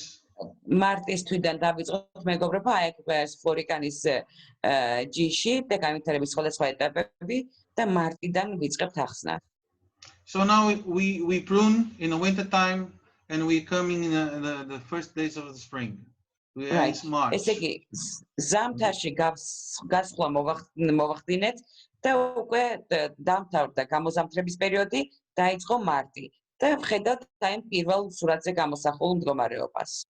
So in March we have normally the bud break. Depends on where you are in the variety, but normally it occurs in March. So we see the buds, they are growing. In this picture, we have perhaps 1 to 2 centimeters. Right. 1-2 სანტიმეტრის კოპორი ყველა ვარიანტში გვექნება, იმიტომ რომ რა თქმა უნდა გააჩნია იმ ადგილს, სადაც მოყვავს ეს მცენარე, მაგრამ მარტში ყველა ვარიანტში უნდა გქონდეს პირველი კვირტები. So the next picture in April, we have already some vegetative growing. მეორე ფოტოზე აპრილის თვეში უკვე ვეგეტაციური პროცესი დაწყებულია. So now the fruiting laterals are on a vegetative state. Right. გვერდითი ყლორტებიც გამოდის და ეს სრულ ფაზაში შედის ვეგეტაციური პროცესი. In May, normally we have the fruiting laterals making flowers. So you can see that picture from the middle. Right. მაისის თვეში, რომელიც არის მესამე ფოტო, ვხედავთ რომ გვერდითი ყლორტები უკვე ისხამს კვირტებს. So in June we start picking. ივნისში, რომელიც არის მეოთხე ფოტო, ვიწყებთ უკვე კრეფას, ნაყოფის კრეფას. And then in July you can be halfway of the picking. ივლისში, რომელიც ბოლო ფოტოა ამ სლაიდზე, ჩვენ უკვე კრეფის შუა ფაზაში ვართ შესულები. So in the floricane strategy of fertigation, we have 3 recipes, more or less the same as you saw on the primocane type. და როგორც პრომოკანის ტიპში ვნახეთ, ის რეცეპტი ნიადაგის გაჯერების და მიკროელემენტებით გამდიდრების რეცეპტები 3 გვაქვს. იქ მეტი გქონდა, აქ 3 გვაქვს. So here we start the feeding when we start seeing 2 to 3 centimeters of lateral growth. Right. როდესაც გვერდითი ყლორტების გამოსხვას 1-2 სანტიმეტრზე უკვე ვამჩნევთ მცენარეს, ვიწყებთ პირველი რეცეპტით ნიადაგის გამდიდრებას. So it's very important to start feeding on time because in these stages the plants are using reserves accumulated on the roots from the previous winter. Right. ძალიან მნიშვნელოვანია დროულად დავიწყოთ სასუქის შეტანა, იმდენად რამდენადაც აი ამ თვეში მცენარე იკვებება წინა წელს დაგროვილი რესურსით, იმ მინერალებით, რომელიც წინა წელს დაუგროვდა ნიადაგში.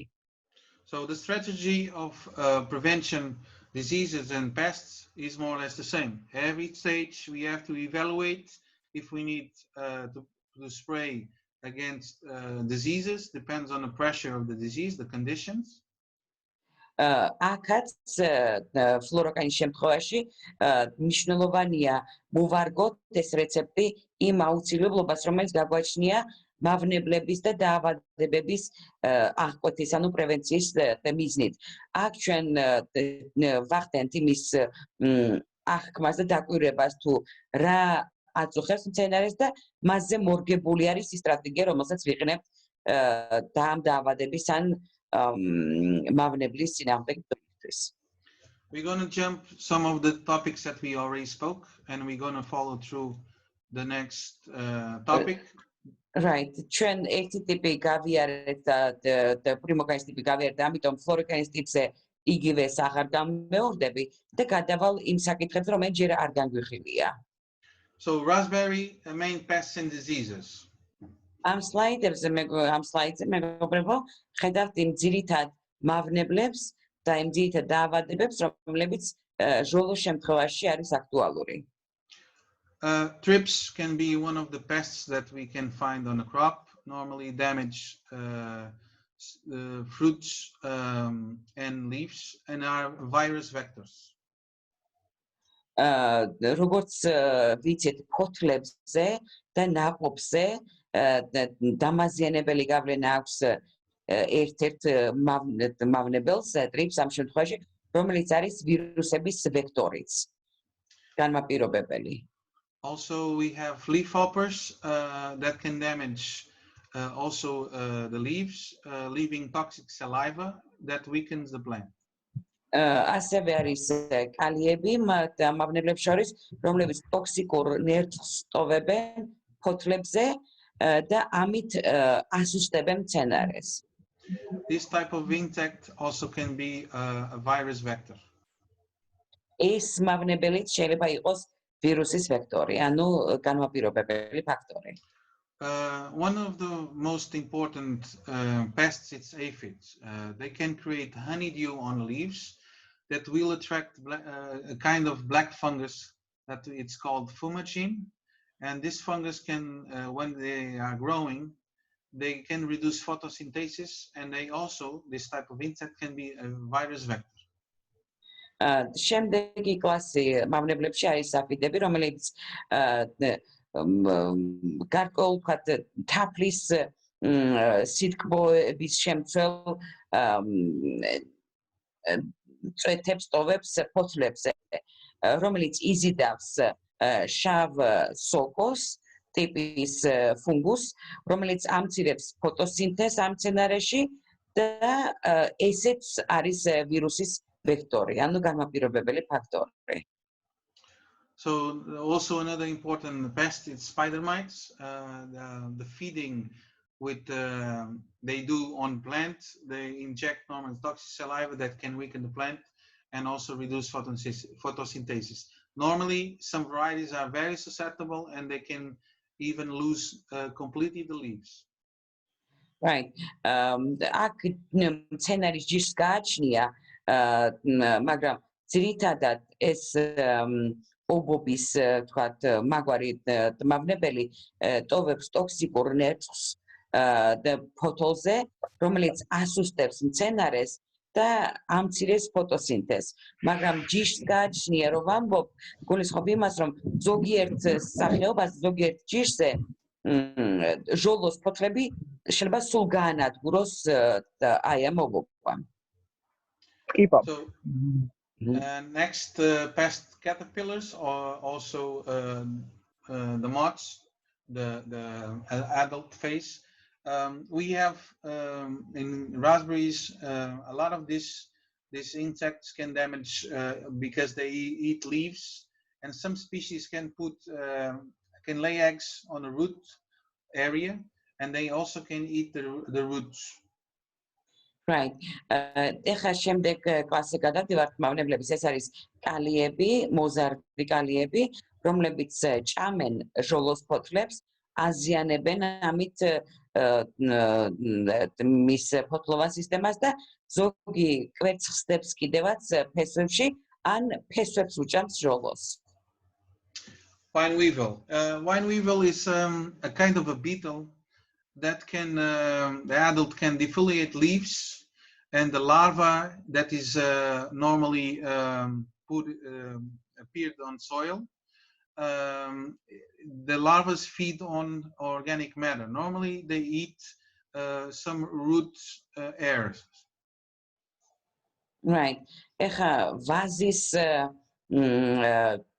ხოჭო არის ესეთი, რომელიც ფოთოლს უწვენს ჟოლოს მცენარეს და ლარვას ტოვებს ფესებზე, ფესების ზონაში, რომელიც ასევე შეიძლება იკვებებოდეს ფესების სისტემით. Now again, I'm going to mention the Drosophila suzuki because it's a very important pest at the moment, especially on soft fruit.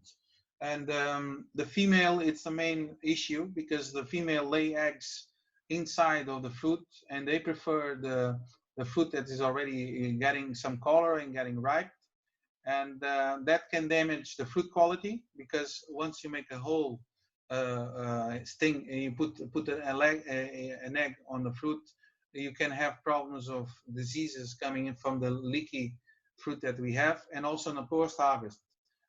Once you sell your fruit, if you have a problem having larvae inside, it's going to show up on a supermarket. And if you go to the supermarket, you can find sometimes this type of problems. Right. შემდეგ კლასზე გადადივართ ჟოლოს მავნებლებს შორის დროზოფილა სუძუკი, რომელიც არის მდედრის შემთხვევაში დაფრინავს მცენარეზე, დებს კვერცხს მწიფე ნაყოფში და მისი ლარვა აზიანებს ნაყოფის ხარისხს და მოსავალსაც და მოსავლის შემდგომ ეტაპზეც მავნებელია. და არის შემთხვევები, როდესაც ამას ვხედავთ სუპერმარკეტებში ასეთი დაზიანების მქონე ჟოლო ხდება თაროებზე და გვინახავს ჩვენ სუპერმარკეტებში დროზოფილა სუძუკით დაზიანებული ჟოლო. So now we jump from pests, we're going to talk about diseases. ეხლა გადავიდეთ მავნებლებიდან მეორე სვეტზე, აქ მეორე სვეტში საუბარი უკვე დაავადებებზე. So one of the most important diseases that raspberries have, it's botrytis, or called the gray mold. ბოტრიტის ან ნაცრისფერი ობი არის დაავადება, ერთ-ერთი, რომელიც აწუხებს ჟოლოს. So this is a very important fruit that can also create problems once you sell the fruit to a client, and also can create some damage on canes. When we have too much density of plants to each other, we don't have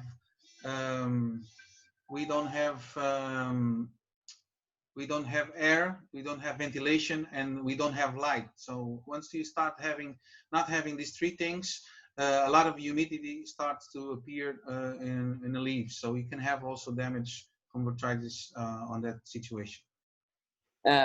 ეს დაავადება არის შემთხვევები, როდესაც გადადის ფერმერიდან მის მოყვარებელზე, ამ რეალიზაციის ჯაჭვში შუამავალზე, რომელიც ახდენის შემდეგ აი ამ პროდუქტის რეალიზაციას შეიძლება იქიჩინოს თავი ჩვენგან გასულმა ვთქვათ პროდუქტმა და ასევე გვხდება მცენარეზეც, იმიტომ რომ შეიძლება დააზიანოს ყლორტი, ჟოლოს ყლორტი, იმდენად რამდენადაც თუ ძალიან მეჩხერი არ არის და ძალიან დიდი სიმჭიდროვით, ძალიან ახლოს არის დარგული ეს ნერგები, თუ აერაცია არ ხდება კარგად, თუ ვენტილაცია არ ხდება, თუ შუქი საკმაისად არ აღწევს ამ ფოთლებზე, მაშინ ეს დაავადება ნაყოფს, არა მარტო ნაყოფს, არამედ მცენარესაც აზიანებს.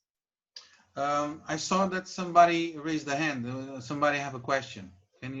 ვიღაცას დავუნახე ხელი აწეული და კითხვა ხო არა აქვსო? აქვს კითხვა ასეთი? I have a question. ღეროს ბუზზე რატომ არ საუბრობ? ღეროს რაზე? აი ასე ხოლმე დებს კვერს, მერე ჩეკებაში გადა თელღერეს სპობს და აი რა წამლებით შევწამლოთ? ან ყვავილობის შემდეგ თუ არის რეკომენდირებული ამით წამლა? ხმა წყდება, მე რაც გავიგე იმას შევეცდები. There is a question that when eggs are laid on the cane, what are the chemical solutions to be used to avoid damage? From botrytis? ბოტრიტის შემთხვევაში? არ ვიცი ეს რა არის, როგორ გითხრათ, აი ვარცაცა აქვს ხოლმე კოკორი მოწყდება და ანუ კვერცხებს კუდი აქვს ნემცი. ჭრის და კი ბატონო, I don't know what is the particular disease, but roses, for instance, have the same disease. When the bud gets dropped and there is a needle type of, this disease manifests itself in a needle, as if there is a needle. I don't understand the question. I'm sorry. Can you repeat? გავუმეორებ კითხვას, მაგრამ შოთა შემისურვებს იმედია. The question is that a cane may be damaged by a disease which I cannot identify. Okay. I have no idea which particular disease that is, but roses, another plant, flower, like a rose. George, I was not by the computer right now. As I understand now that I sent you the picture with the blackberry. There was the worm inside, the larva. Oh, now I remember. In the larva in the cans. So. Now I know the question. So that's a cane borer. It's an insect, and that insect was make a little hole and it come and lay an egg. That რომელიც ნესკარტით თხრეთს მცენარეს და დებს კვერცხს. And this situation is very difficult to control.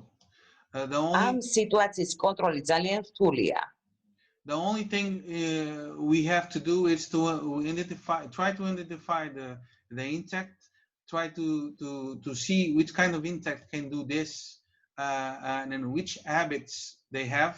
And normally this type of insects, they are in the soil, and we have to spray to control them on the soil.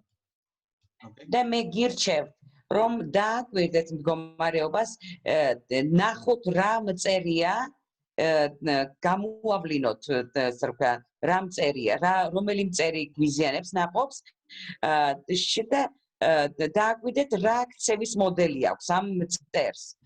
ჩვეულებრივ ეს არის ნიადაგის მწერი, ნიადაგში ბუდობს. ამიტომ შეწამლეთ ნიადაგი შესხურების სისტემით. ძირითადად ეს რჩევა შემიძლია, ეს ზოგადად გითხრათ, სანამ გეცოდინებათ რა მწერი ახდენს ამ გავლენას. The type of chemicals it's being used to control this type of insects normally are pyrethroids or pyrethroidები არის ძირითადად ის სახეობა ქიმიური ნივთიერებებისა, რომელიც გამოიყენება ამ ტიპის მწერების წინააღმდეგ საბრძოლოად. One of the most common pyrethroid being used is lambda-cylatrine, but I'm going to talk about this type of chemicals the next slides, okay? So cylatrine არის pyrethroidების ერთ-ერთი ნაირსახეობა, მაგრამ ამაზე საუბარი მექნება შემდეგ სლაიდზე. So we can go through. So another one very important disease is yellow rust that can affect leaves. დაავადებებს შორის შემდეგი მნიშვნელოვანი არის ყვითელი ჟანგი. ჟანგა. ჟანგა.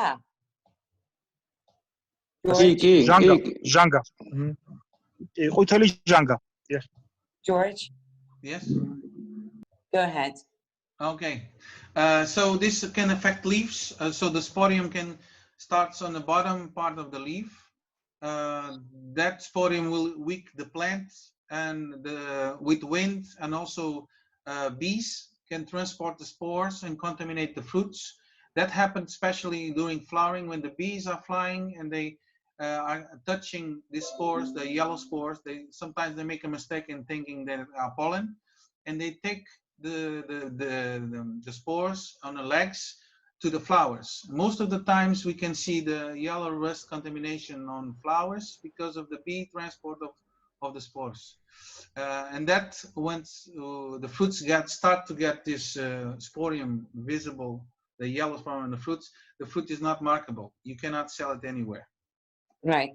ეს ის დაავადება, რომელიც არ რეალიზებაც ხდის ნაყოფს. ამ შემთხვევაში ჟოლოს იმდენად რამდენადაც ამ ყვითელ ჟანგას შეუძლია გავლენა იქონიოს საზიანო როგორც ფოთლებზე, ასევე დაასუსტოს თვითონ მცენარე და ფორები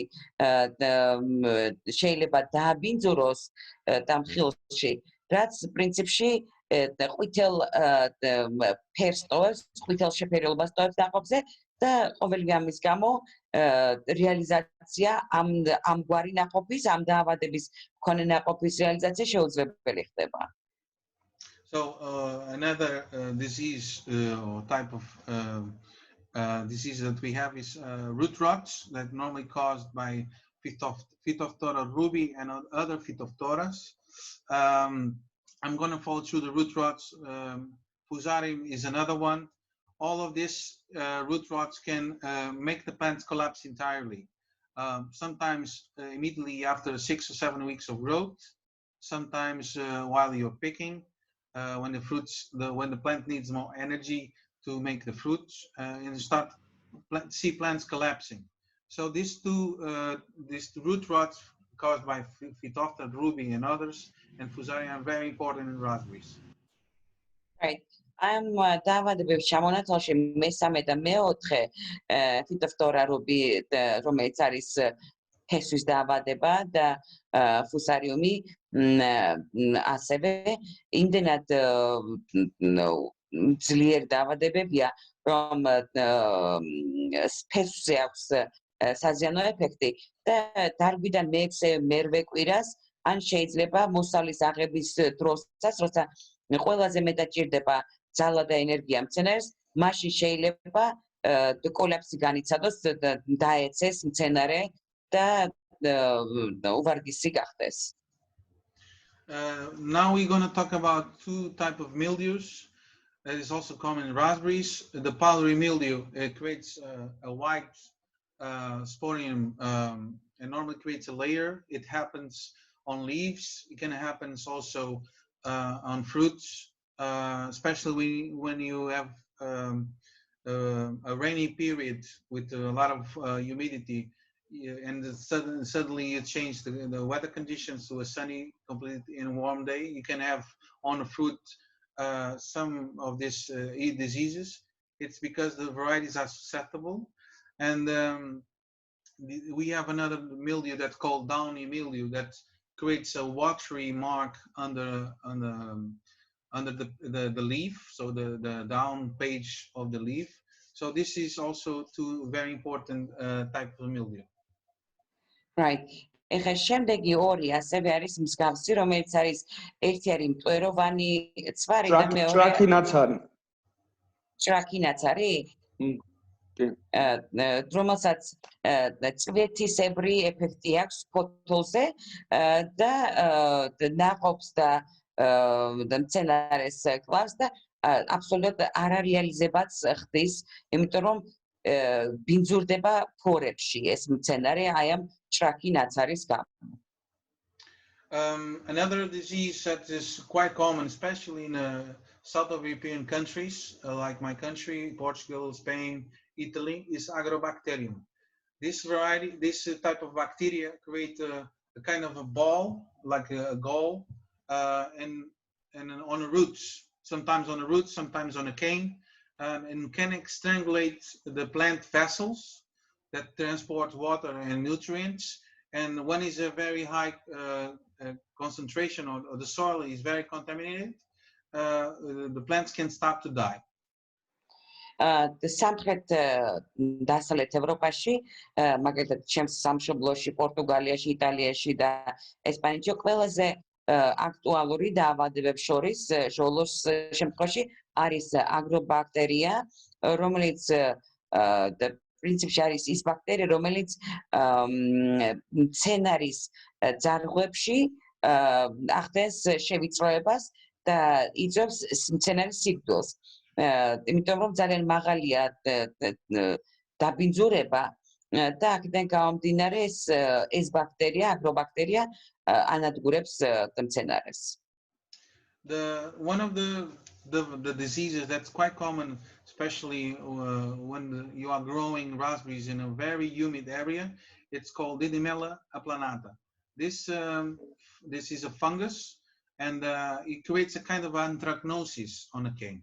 So you can have the anthracnose on a cane, and also you have a leaf blight. So it's kind of a burn on a leaf. That burn on a leaf creates a kind of a burning and a necrotic V that can damage leaves.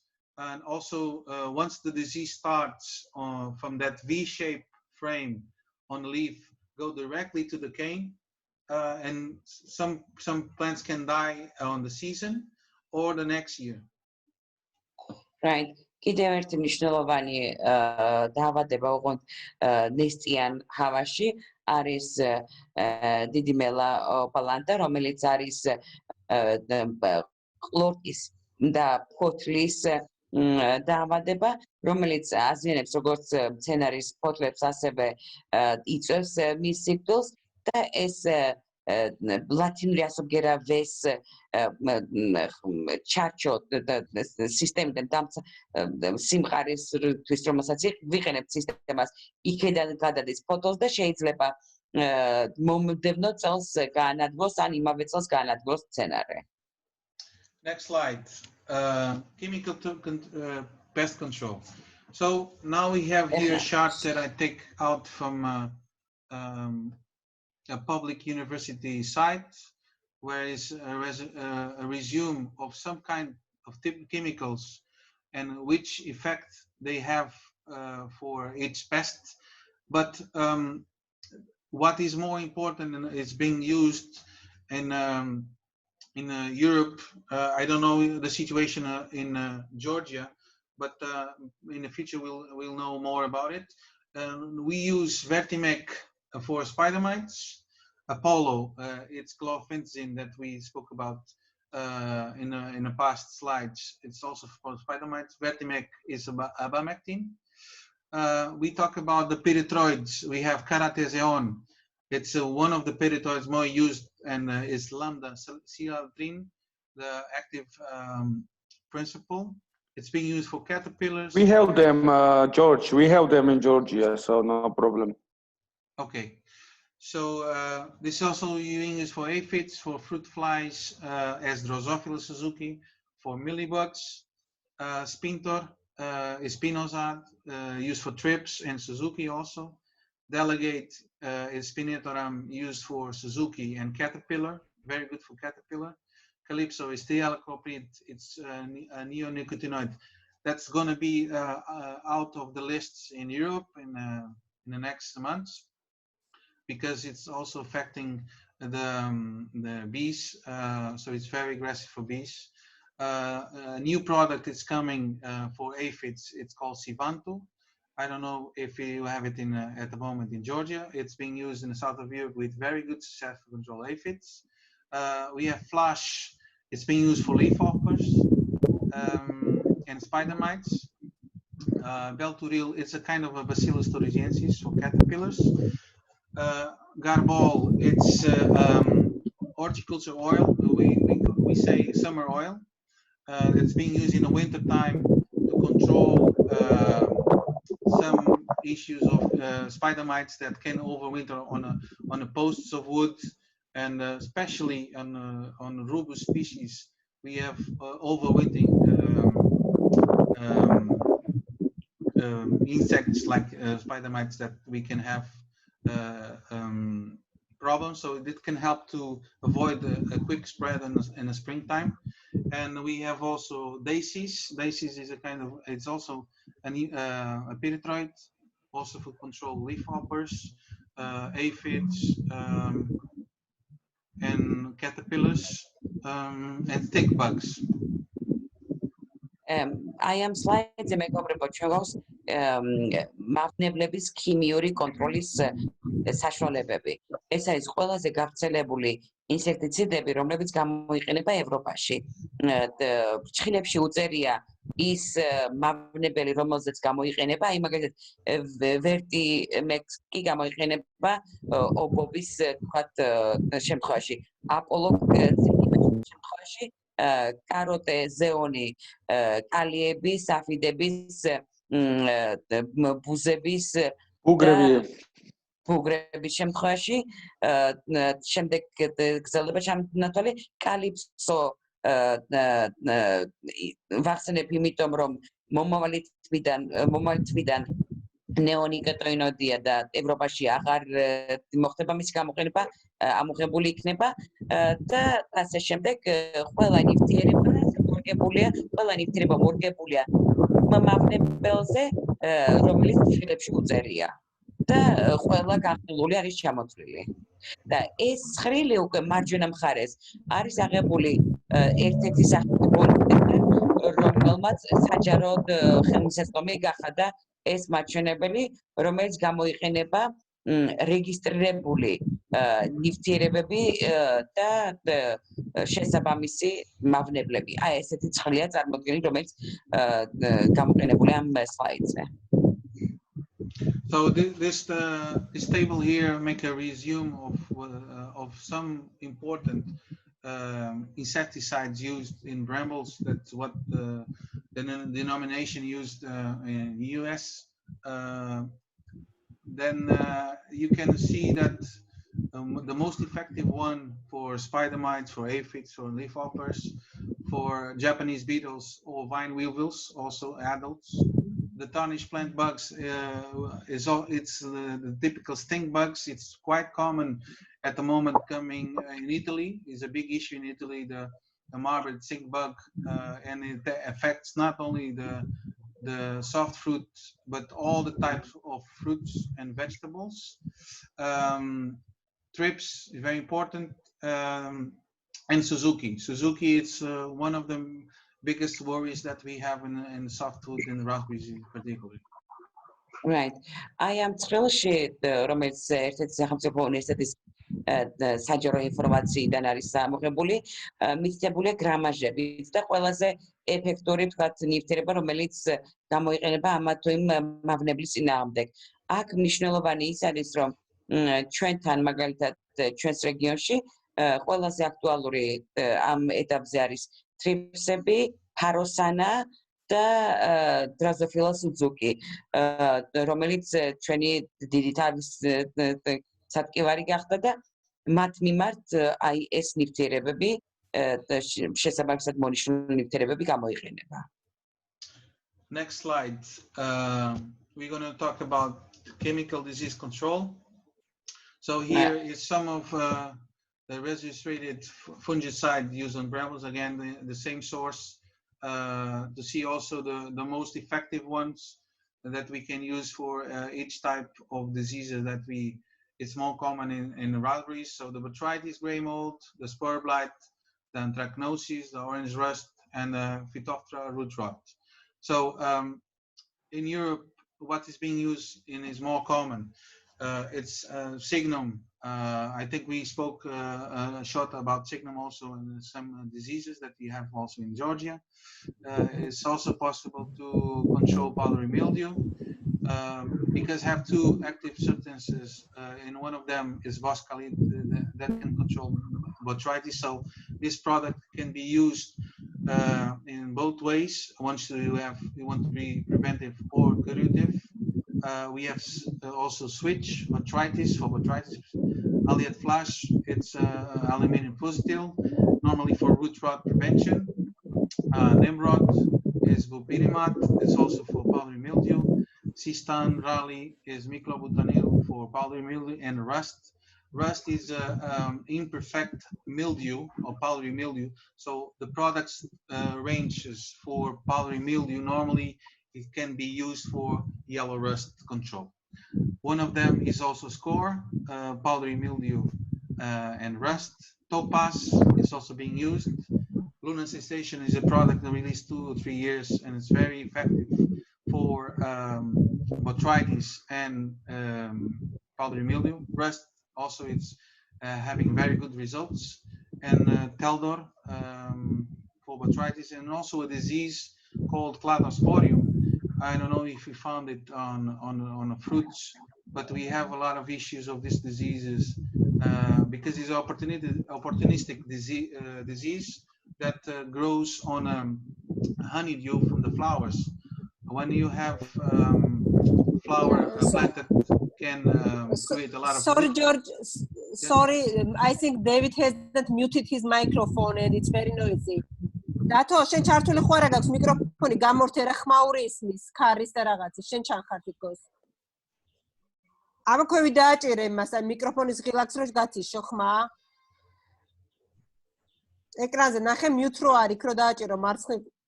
Okay, კაი, მადლობა. George, go ahead. Maybe it's better to translate. Yes. ეს სლაიდი უკვე წარმოადგენს ქიმიურ კონტროლს დაავადებებზე. აქ წყაროც იგივე უნივერსიტეტია, რომელმაც გამოაქვეყნა ის რეგისტრირებული ქიმიური ნივთიერებები, რომელიც გამოიყენება ჟოლოს დაავადებების თავის დასაცავად და სამართავად. ყველაზე გავრცელებული ქიმიური ნივთიერებები ევროპაში არის ჩამოწერილი მარცხენა მხარეს. აქ არის წამალი ქიმიური ნივთიერება და ფრჩხილებში არის მიწდებული ის დაავადება, რომელსაც ის წამლობს.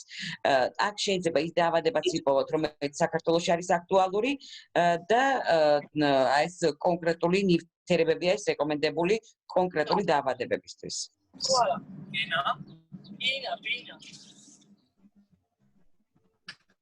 So, one thing that I didn't mention is, hello? Yeah, we have people with microphones on. Oh, so we can hear them. No, can I ask them to mute their phones or computers? They have. George, go ahead.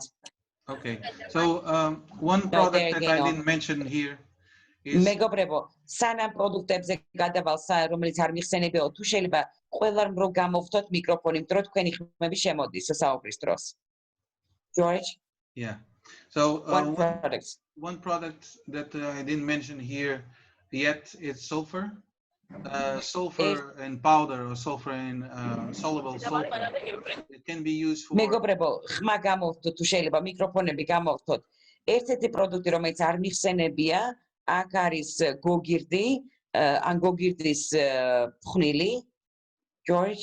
Yeah. So sulfur, it's very toxic for raspberries. So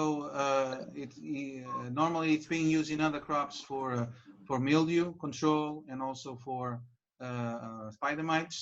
Right.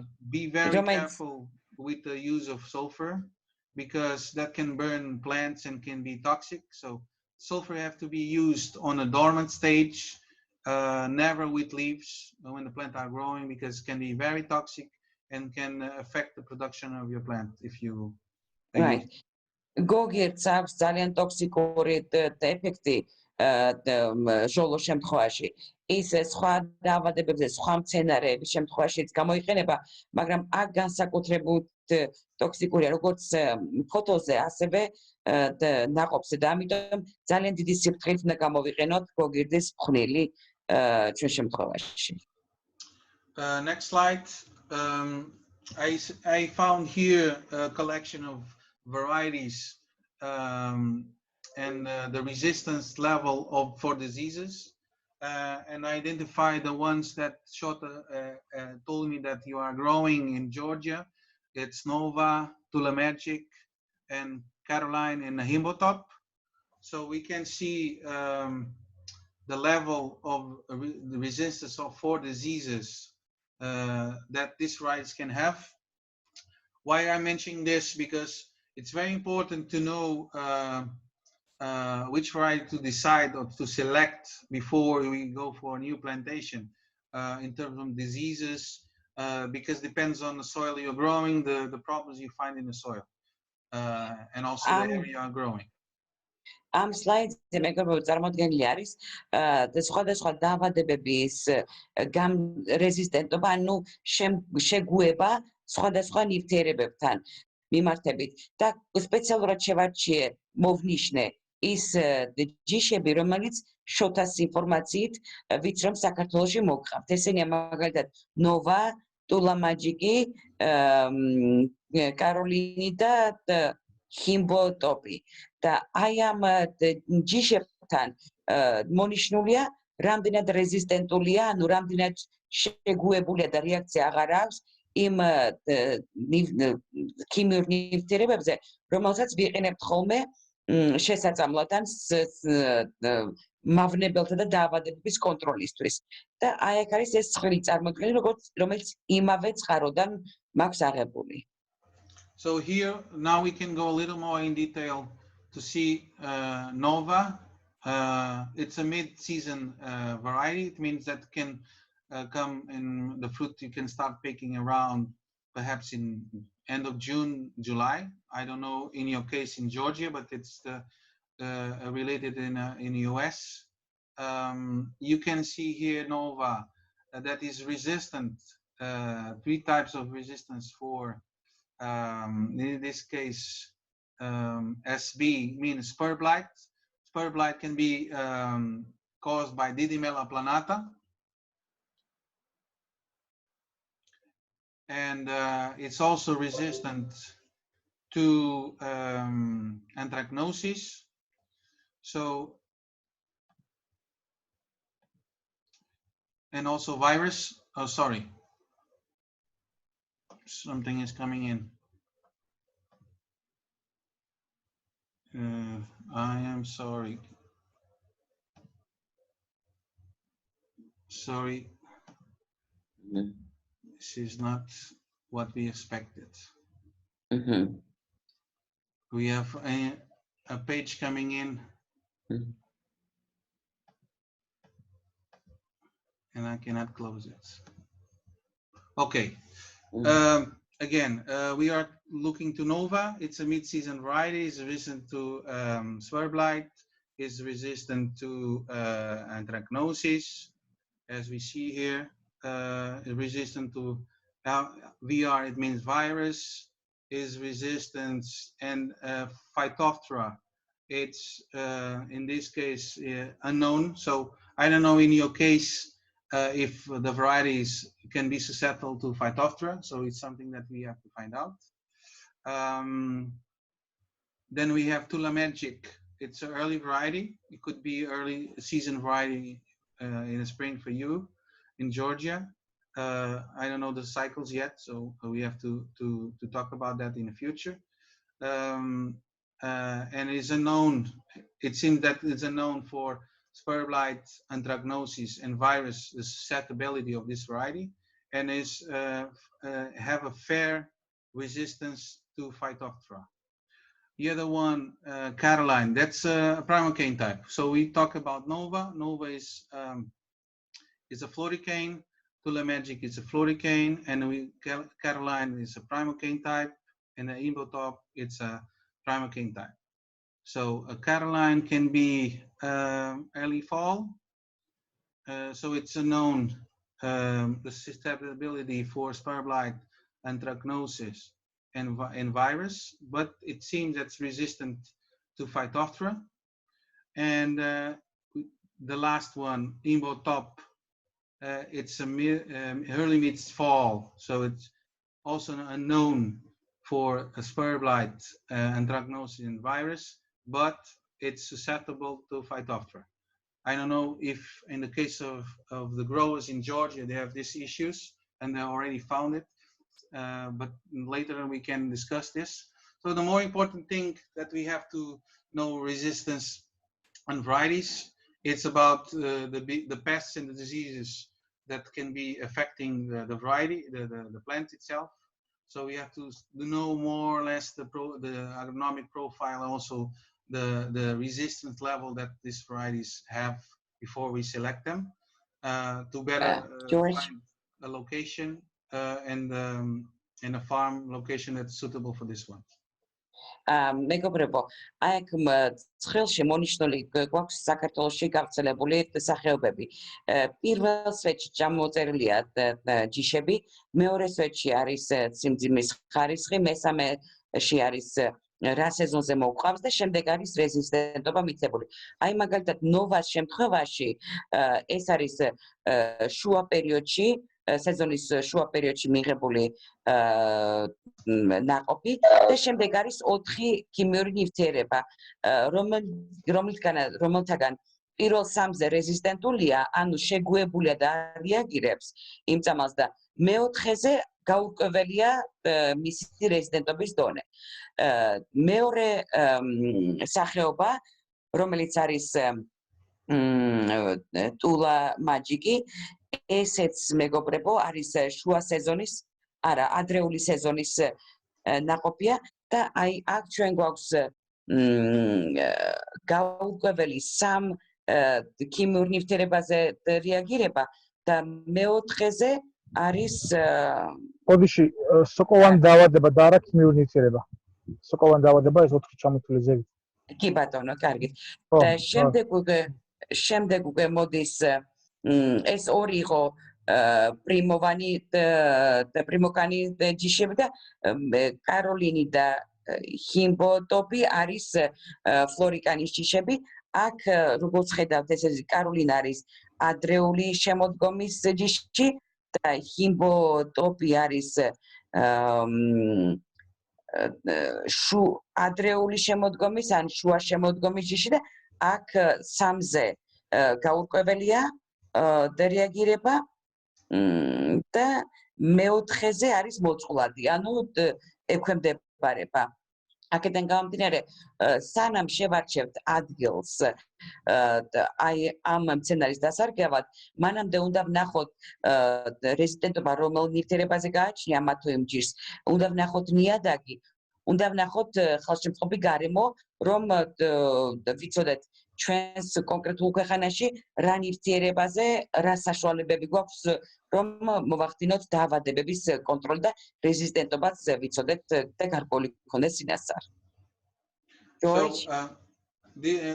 Now the situation is all varieties can be more susceptible to diseases and viruses to the less focus on resistant selection on the earliest breeding programs, which we're looking for bigger fruits in production.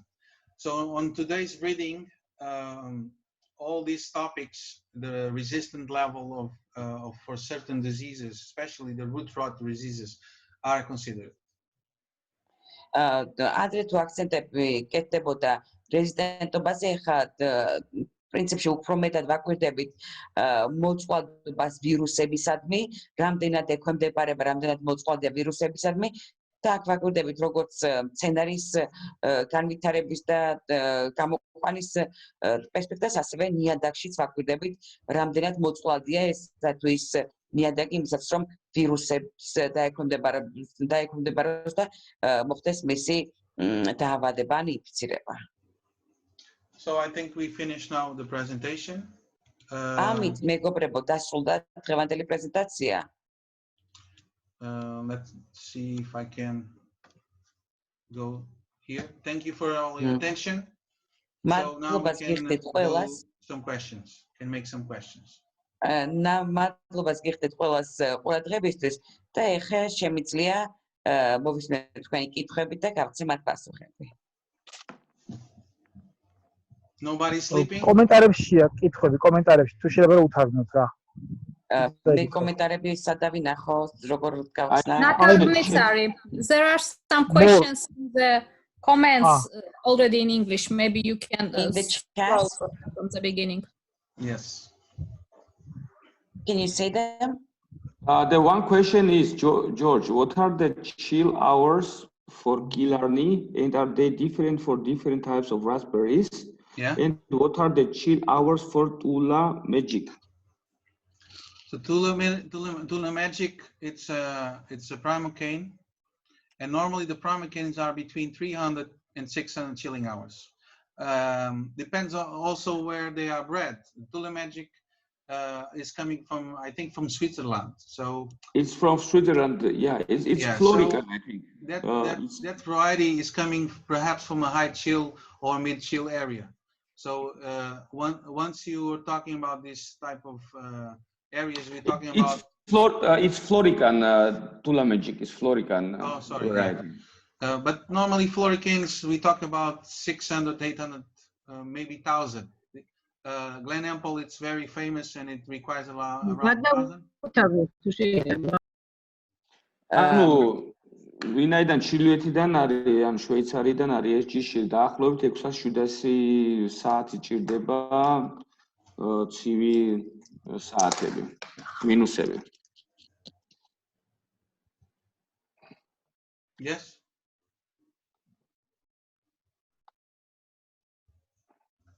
More questions, or did I answer? I gave the right answer. Okay. Sorry, პასუხი გაგეცეთ მეგობრებო, ან კიდევ თუ გვაქვს კითხვებიო? მე მქონდა ჩამოვუყევი რა. რაიცადე. ქვემოთ არის.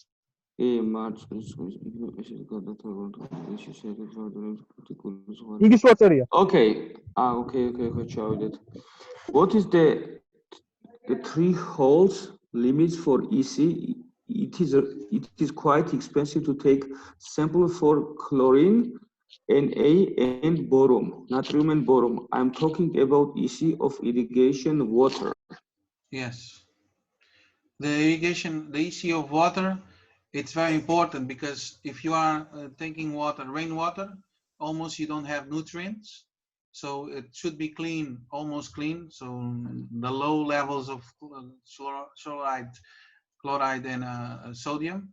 But if you are using the water from a borehole, and normally you have high C, depends the area that you are taking the water. If you are close to the sea, normally you have intrusion from the sea that contaminate the water wells, and normally you have high levels of sodium and chloride, and that's very important. The water, it's the most important thing you can have. If you have a bad soil but you have good water, you can do something, you can grow. მეგობრებო, იქიდან გამომდინარე, რომ წყალი ყველაზე მნიშვნელოვანია, გააჩნია საიდან ვიღებთ ამ წყლის რესურსს.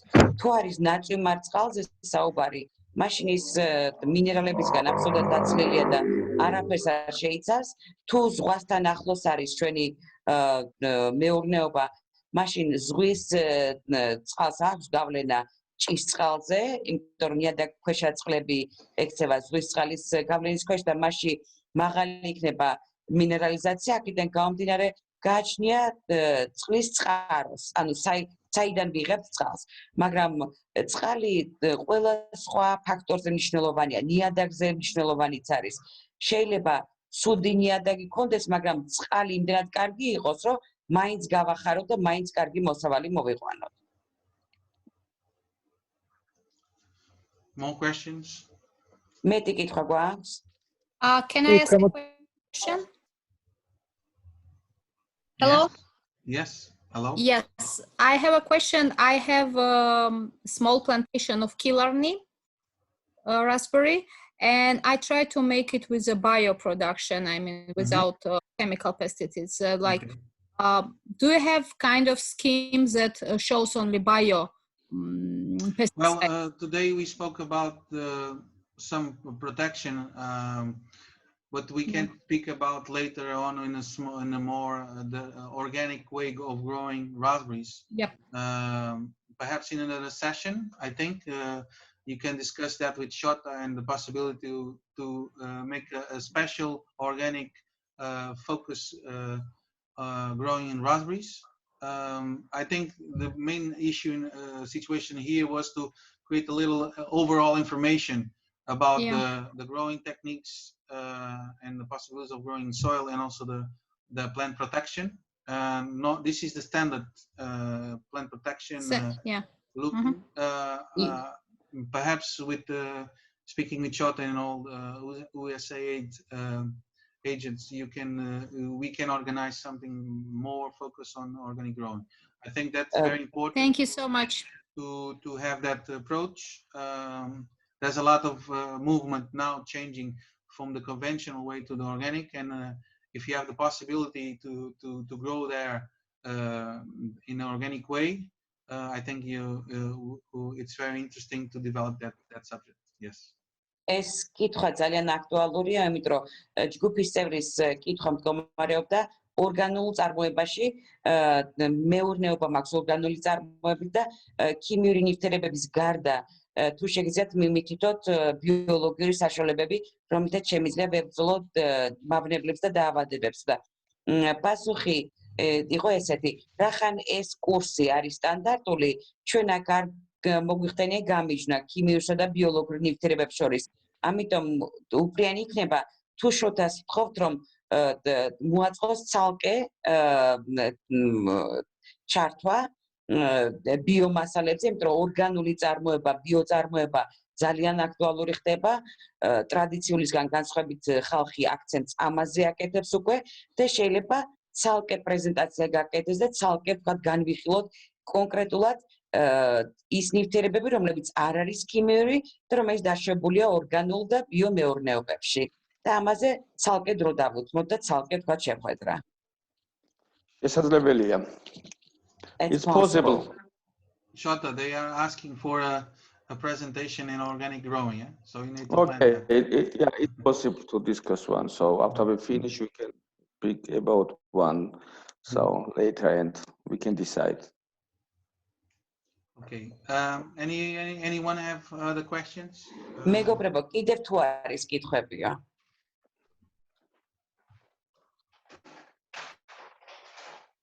We will have more questions. We will have about organic. What? Message. Yeah.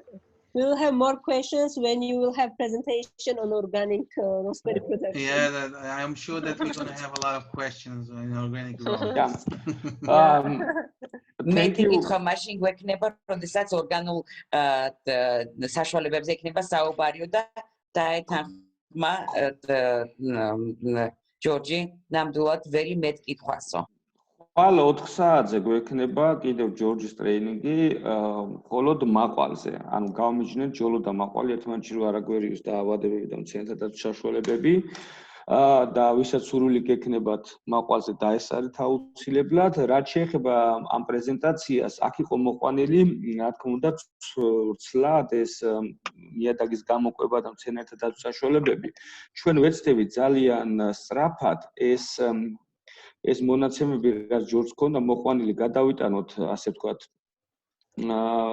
one pagerებს რო ვეძახეთ, ამ საინფორმაციო ბროშურაზე, რომ ვთქვათ, ადამიანს არ დაჭიროს მთელ პრეზენტაციაში შესვლა და ამ ინფორმაციის მოძიება და რომ ჩაატაროს ეტაპობრივად ეს პროფილაქტიკური ღონისძიებები, რომ მივიღოთ კარგი მოსავალი და დროულად ვეცდებით, რომ ეს ინფორმაციას მოგაწოდოთ.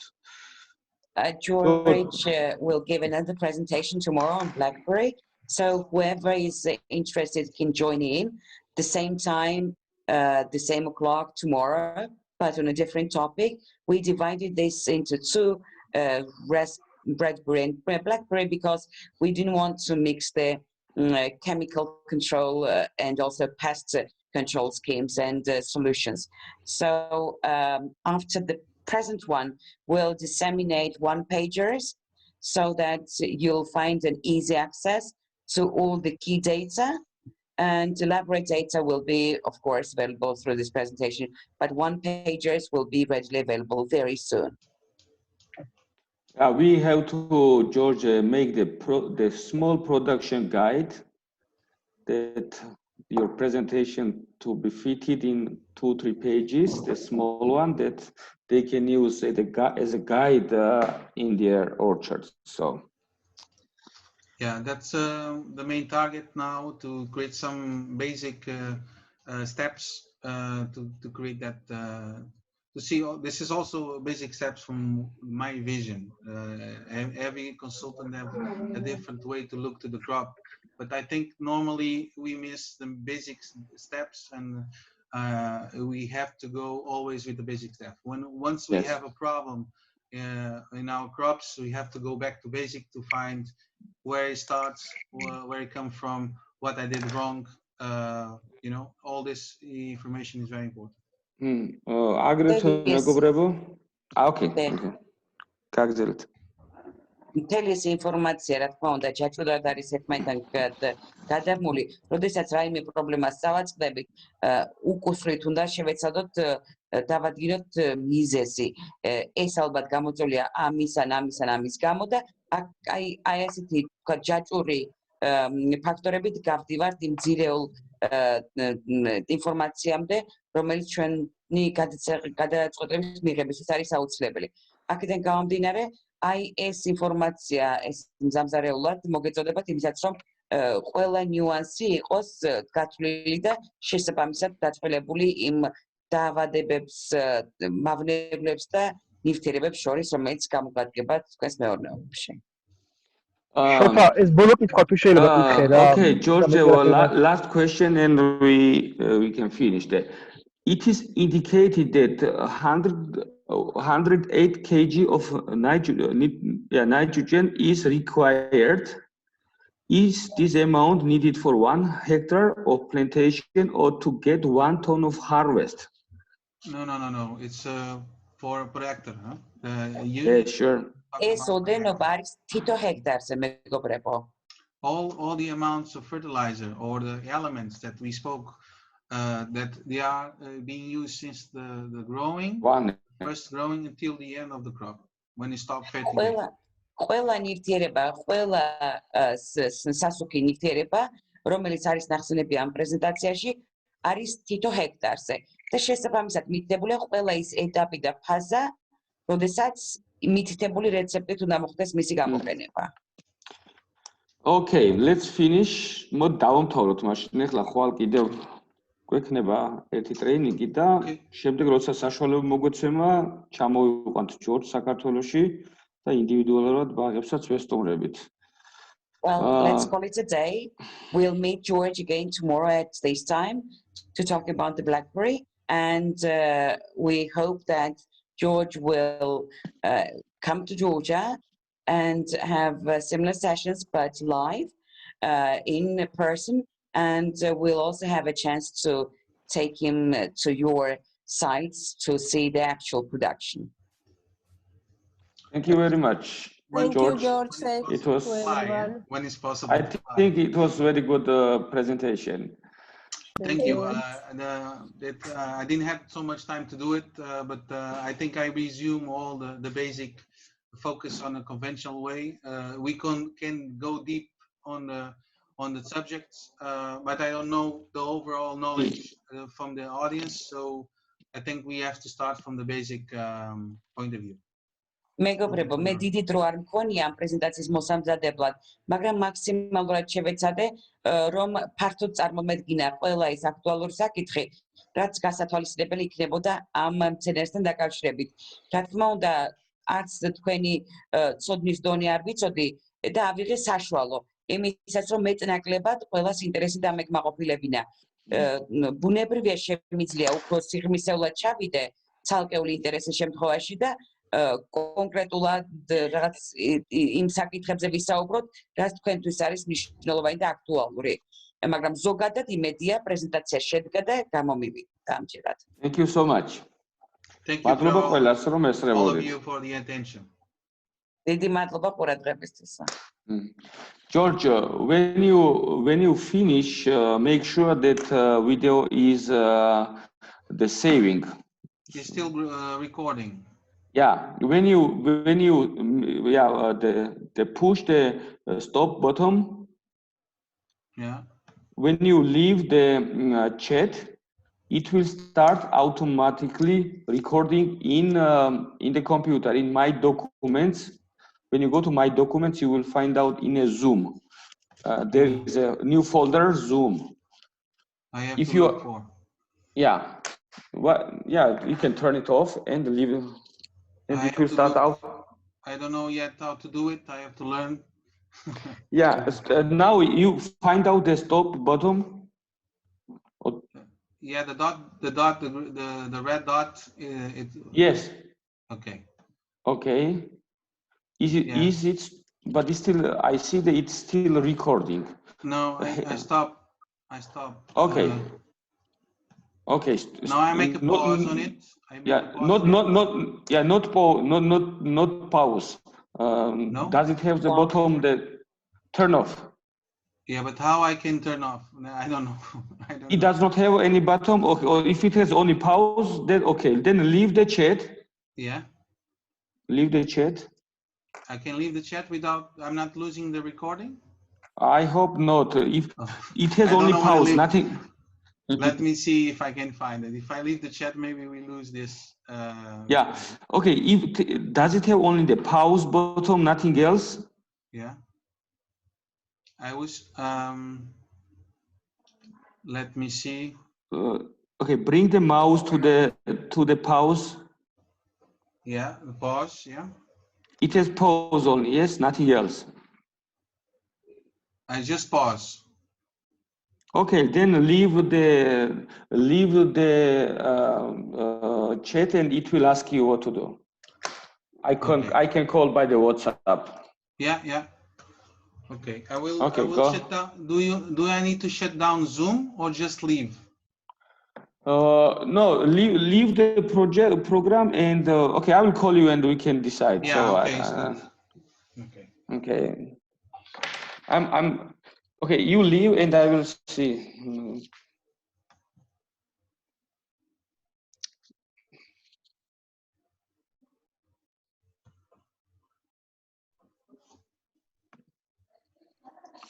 Shota. Yes. Hey. I don't know how to save this. So. We can. Okay. Okay. Just leave the chat.